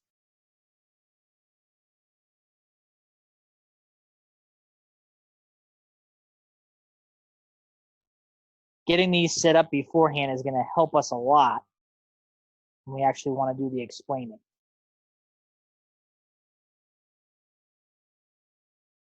And remember, this is our resting membrane. And this right here is our threshold. Okay. And above we have our picture where we have our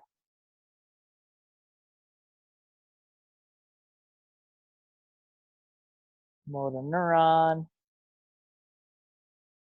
And in this example, we are going to call this this is preganglionic.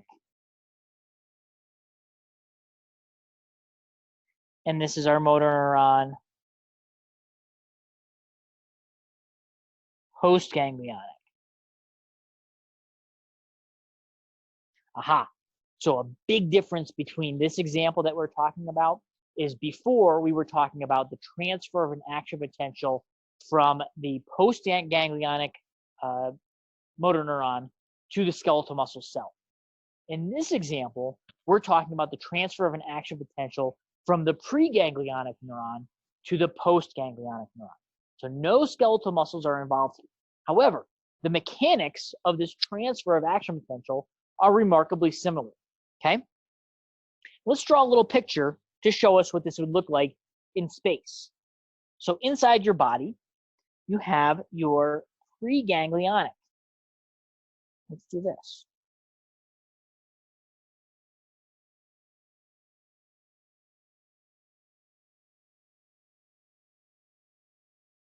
Pre-G EX in parentheses. Preganglionic excitatory. Right next to that guy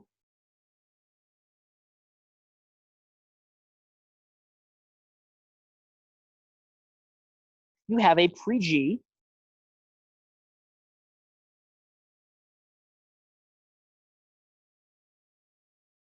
inhib, an inhibitory axon right next to it. And here we go. I'll use the red color.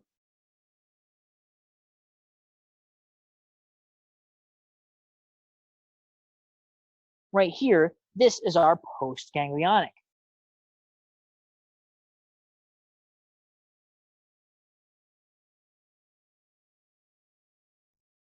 So that's what we're looking at in space. So if we wanted to send a signal to enhance the action potential from our preganglionic to our postganglionic, we would use that excitatory motor neuron.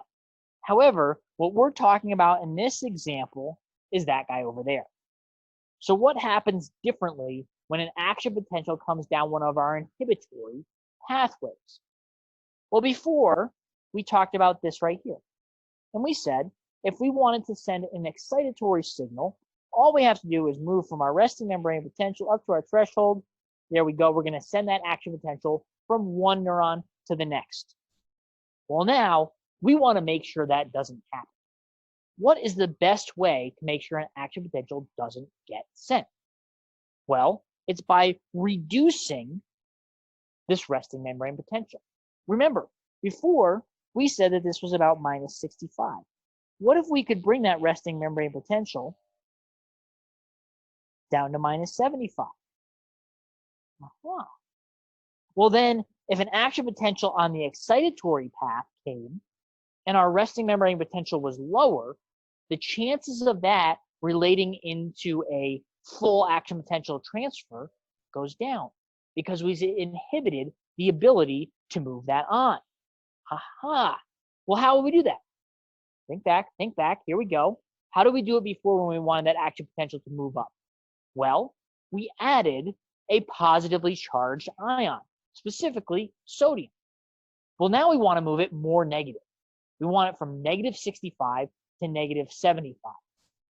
Well, we just need to think about our negatively charged ions. Chloride is a great example of one. So here, as opposed to sodium moving into the cell, now our neurotransmitter, which will do as little circles in this example, will move down, bind to our ligand-gated channel once again, okay? And now we'll open our channels, and instead of sodium moving in,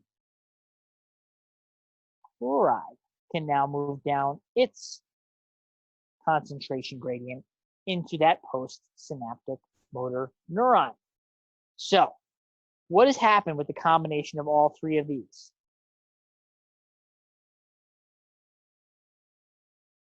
Basically, we are sending a signal from an adjacent inhibitory motor neuron to block signals that are coming from a separate excitatory preganglionic neuron. So let's break this out in terms of steps, just to make it a little bit easier to understand. First, our action potential reaches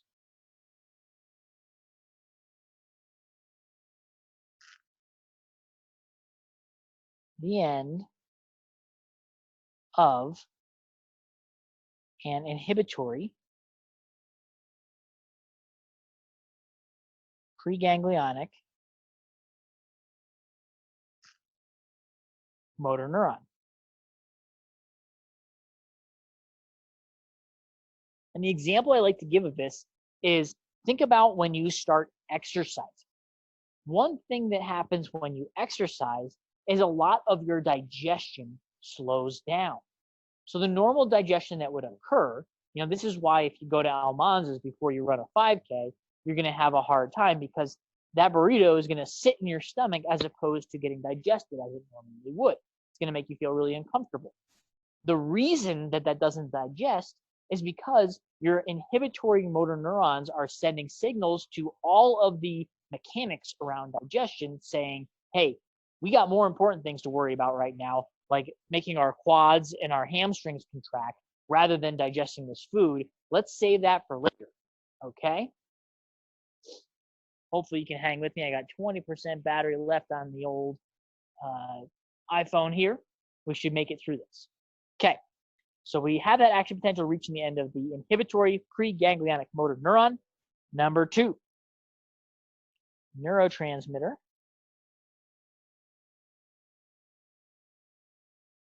is released. Number 3, we have a change in our post-synaptic membrane to allow chloride in. And number 4, which is the most important point, is our resting membrane potential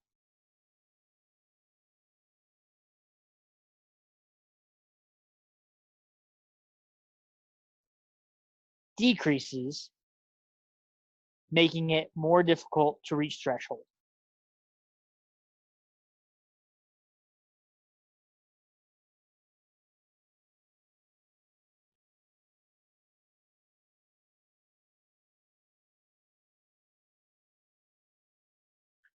Aha. So we talked about how we can send a signal to excite, and we talked about how to send a parallel signal to inhibit if we ever need to do that. So we talked about both sides of that equation. I want to save the types of motor units and muscle fiber sag for our lecture on Thursday. So keep this in mind. We are going to go over this, just not today. I want to finish with something that's a little bit more specific to our motor neurons, okay? And that's some definitions. This is our last page of notes for today, so hang in there. Okay, and if the battery dies on me, that's the end of the lecture, okay? So 20% left or less. The first definition that we have to deal with is a term called plasticity. And this is the ability to change a muscle fiber by forming new neural connections.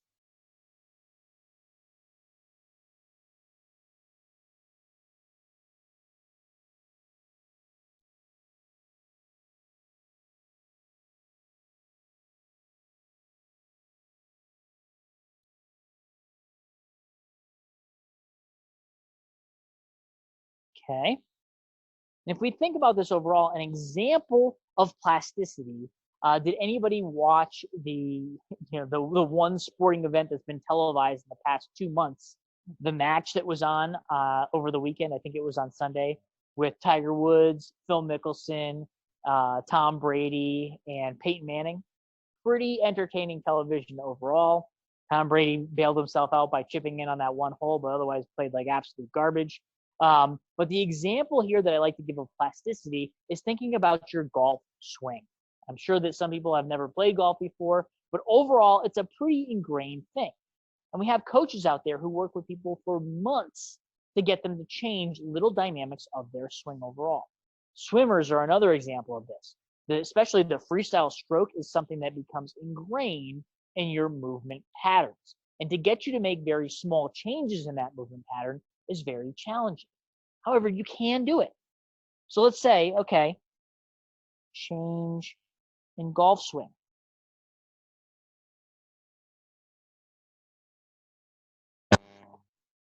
Or change in your free throw. If you're a basketball player. Another one would be a change in your swimming stroke.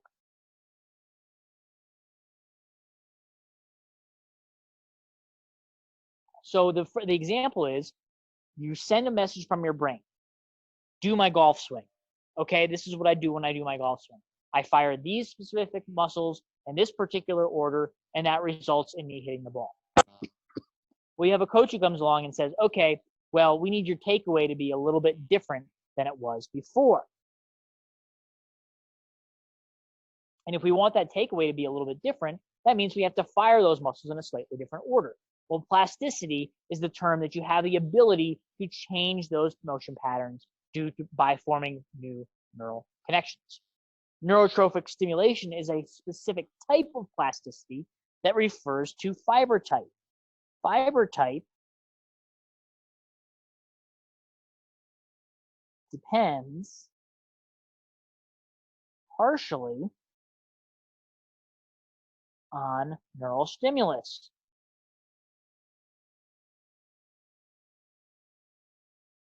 And we haven't quite talked about fiber type yet. We're going to talk about that on Thursday lecture overall. But all you need to know is fast twitch and slow twitch. If you think about a football player, and we've had this example a lot, we've had some football players who they retire and then they go run a marathon. Okay?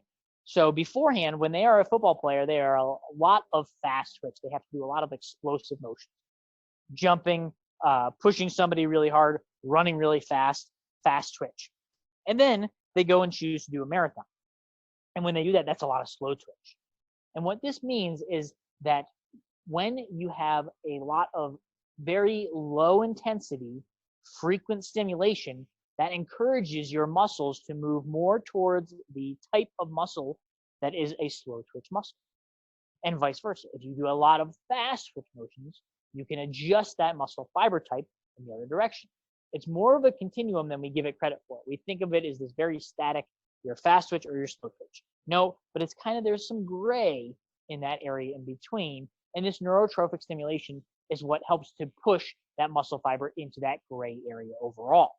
So an example of this would be training for a triathlon or training for a marathon.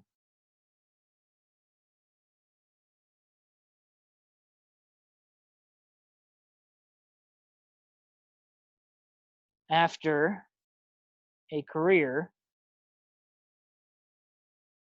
in the NFL. You're going to get more slow twitch fibers during that marathon training. Okay. All or none principle. What this tells us is an action potential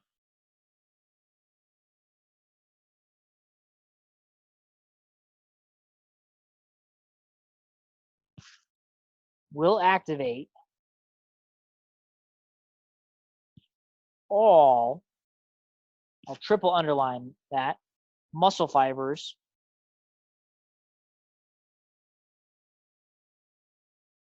associated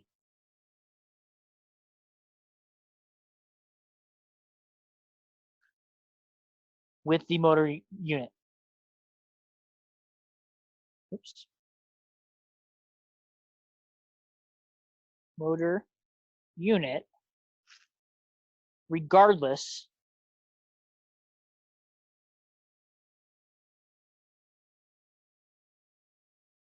of force required. And how can I draw a picture to demonstrate this? Well, here we go.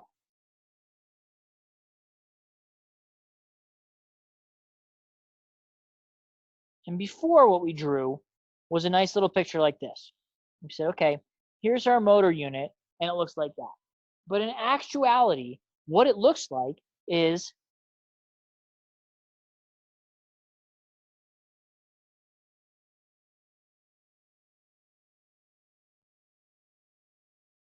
you have one motor unit that is attached to multiple muscle cells. That would be absolutely very inefficient if you needed one neuron for every single muscle cell in your body. You have millions and millions of muscle cells. It would be very inefficient if it was set up that you needed an action potential from each one of those motor units to activate each single individual muscle cell. So in order to overcome that, our motor units innervate multiple muscle cells. What the all or none principle tells us is, okay, let's say that this right here are these muscle fibers that I've drawn below are all muscle fibers that are associated with your bicep. And now the example I'm going to give is, okay, I'm going to go over and pick up one of those little tiny 1 pound weights over at Half Acre, and I'm going to do some bicep. And I'm saying, okay, well, I don't need all my muscle fibers in my bicep. So I'm only going to fire you know, this guy and this guy. Well, that's not going to happen. That's impossible to happen. You have to, at all points, if our action potential, let's do this, comes down, it can't say, oh, I'm only going to go on this one and this one. Nope, it's going to all four of these muscle fibers every time. The way that we are able to grade force is due to our next definition, which is the size principle. And that's what we're going to finish with today. So remember, every motor unit that's activated is going to send a signal to all of its associated muscle fibers. However, if we want to grade our force, meaning we just went over and picked up the very light weights and we don't want to throw them through the ceiling, then we need the size principle. And what the size principle tells you is that as the force requirement increases, the number of motor units activated increases, and the size of the motor neuron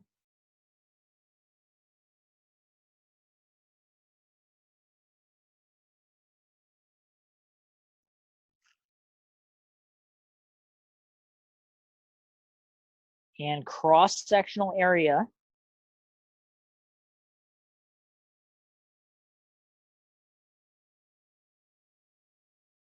of the muscle fiber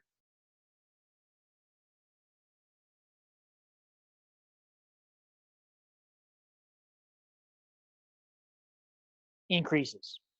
Okay, so we skipped one small step that we need to take a step back, because we talked about this motor unit right up there, and we showed one neuron associated with 4 muscle fibers. And believe it or not, our motor units can go anywhere from, let's see if we can find some white space.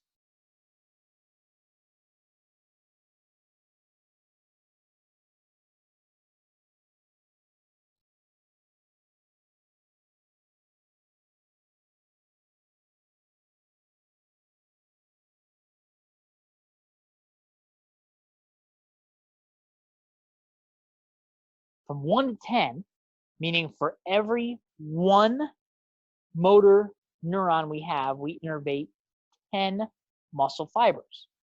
That's important in areas where we need a lot of fine motor control. For example, the eye has some of the smallest motor units in general, meaning the least amount of muscle fibers that are innervated, because we need to do very small and precise motions with the eye in ordering us to track things. Other areas where we have small amounts of or a small ratio would be in your fingers. Very small amounts of motor or muscle fibers that are innervated by a single motor unit. Okay. Now the other end of that spectrum is somewhere like the quad, a very large muscle group. Okay. In general, this is responsible for producing a lot of force. So we trade off the ability to produce a lot of force with our quad for the ability to do fine motor actions. Imagine if you had to like tape a pen to the side of your quad and write your name. You'd have a really hard time doing that in general because you don't have the same motor control. And that's due to the ratio of different motor neurons to our muscle fibers. Now, the last part I want to say is, okay, in the quad, I said, okay, well, it's 1 to 20,000. Well, that's not exactly right. What it's more like is a continuum of about 1 to 100 all the way to 1 to 20,000. So you have so many muscle fibers in your quad, you have a range of different motor units. You have some motor units in your quad that are very small, only activate a few. So let's think about if you just hung your leg off the end of a dock and we're just swinging that leg back and forth. You don't need to produce a lot of force. You don't need to activate a very large amount of muscle fibers in order to produce that motion. On the other end of that spectrum, let's say you're once again under that squat bar and you're loading up my 1 rep max of 95 pounds on that bar, and you have to do everything you can to get that up. Guess what? Now I need the 1 to 20,000. And what happens is this size principle. As the force requirement goes up, the number of motor units activated and the size of those motor units that are activated increases. So let's draw a figure to finish this out just to give us an example. If we don't have the size principle, what we're going to say here is that every single, just to make the numbers and the math easy, is without the size principle, our axon size and muscle fiber activation is going to be 2 for every one. Let's do this. Let's do this guy, for this, and with this, and we'll do black. So we activate one motor unit, we get 2 muscle fibers, and an axon size that's 2 units in diameter. We activate number 2, we do the same thing again. So we double the amount of force production, we double the amount of fibers that are activated. We want number 3, we do the same thing. Now we're up to 6, 2, 4, 6. We do it a 4th time, 2, 4, 6, 8. That's where we are at. Okay? So let's draw a little table right below it. With and without. And we'll do our accounting right here. Here's 1 activation, 2 activation, 3 activation, and 4. And we'll just sum as we go along. So the number of muscle fibers activated. And with, we have 2, 4, 6, 8. We add in 2 every time. Now, let's go over and say what happens if we have the size principle. Okay, number 1 is only going to activate 1. The second one is going to activate 2. The third one, yep, is going to activate 3, 4, and 5. I missed one over here. Let's do 5 there. So we get up to 10 without. But with, we have 1. Then we do 1 plus 2 is 3.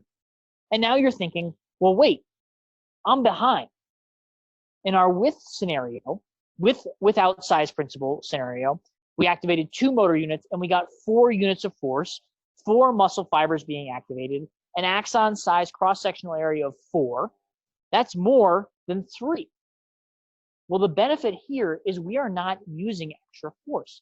There's no way to get to 3 units of force without the size principle. So in order to do something that requires 3 units of force, you need to produce, without the size principle, if you didn't have it, 4 units of force. So you're going to waste 1 unit. It's less efficient.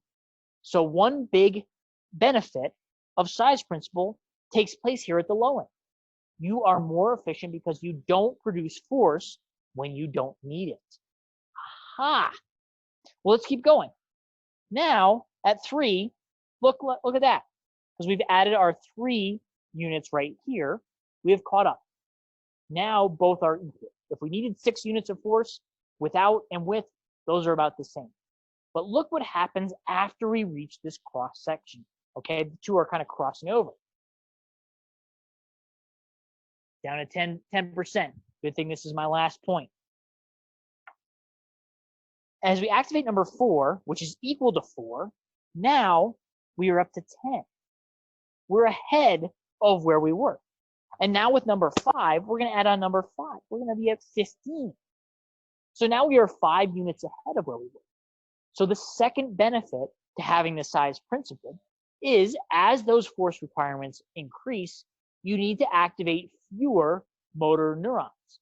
Imagine if we didn't have the size principle and we wanted 15 units of force.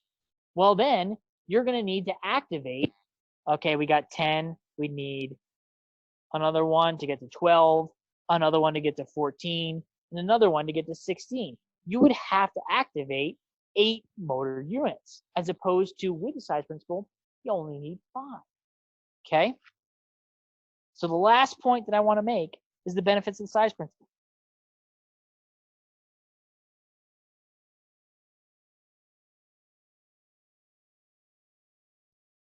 Number 1, allows for efficiency at low force requirements. Oops. Low force requirements. And number 2, allows for efficiency at high force requirements. And for number 1, the rationale for why it allows for efficiency, no wasted activation, and for how it allows for efficiency at high, more force, oops,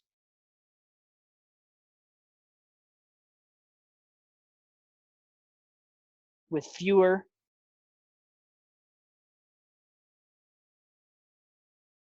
motor units being activated. Because we showed in that last example, if we needed 15 units of force, we only need 5 motor units being activated with the size principle. And if you didn't have it, we would have needed 8 motor units to be active. Okay, that is lecture number 1. I'm going to be very responsive to email over the next 24 hours. Tomorrow, your lab number 1 will be posted, so make sure to stay tuned for that one. That will not be a real-time live posting. That will just be a video that you're going to watch. However, at 9:10 on Thursday, the Zoom link will once again be active, same one that we used today, and I encourage everybody to join in with that. Okay, so that concludes our first online lecture. And I will end the call. Thanks, everybody. This will be posted later today.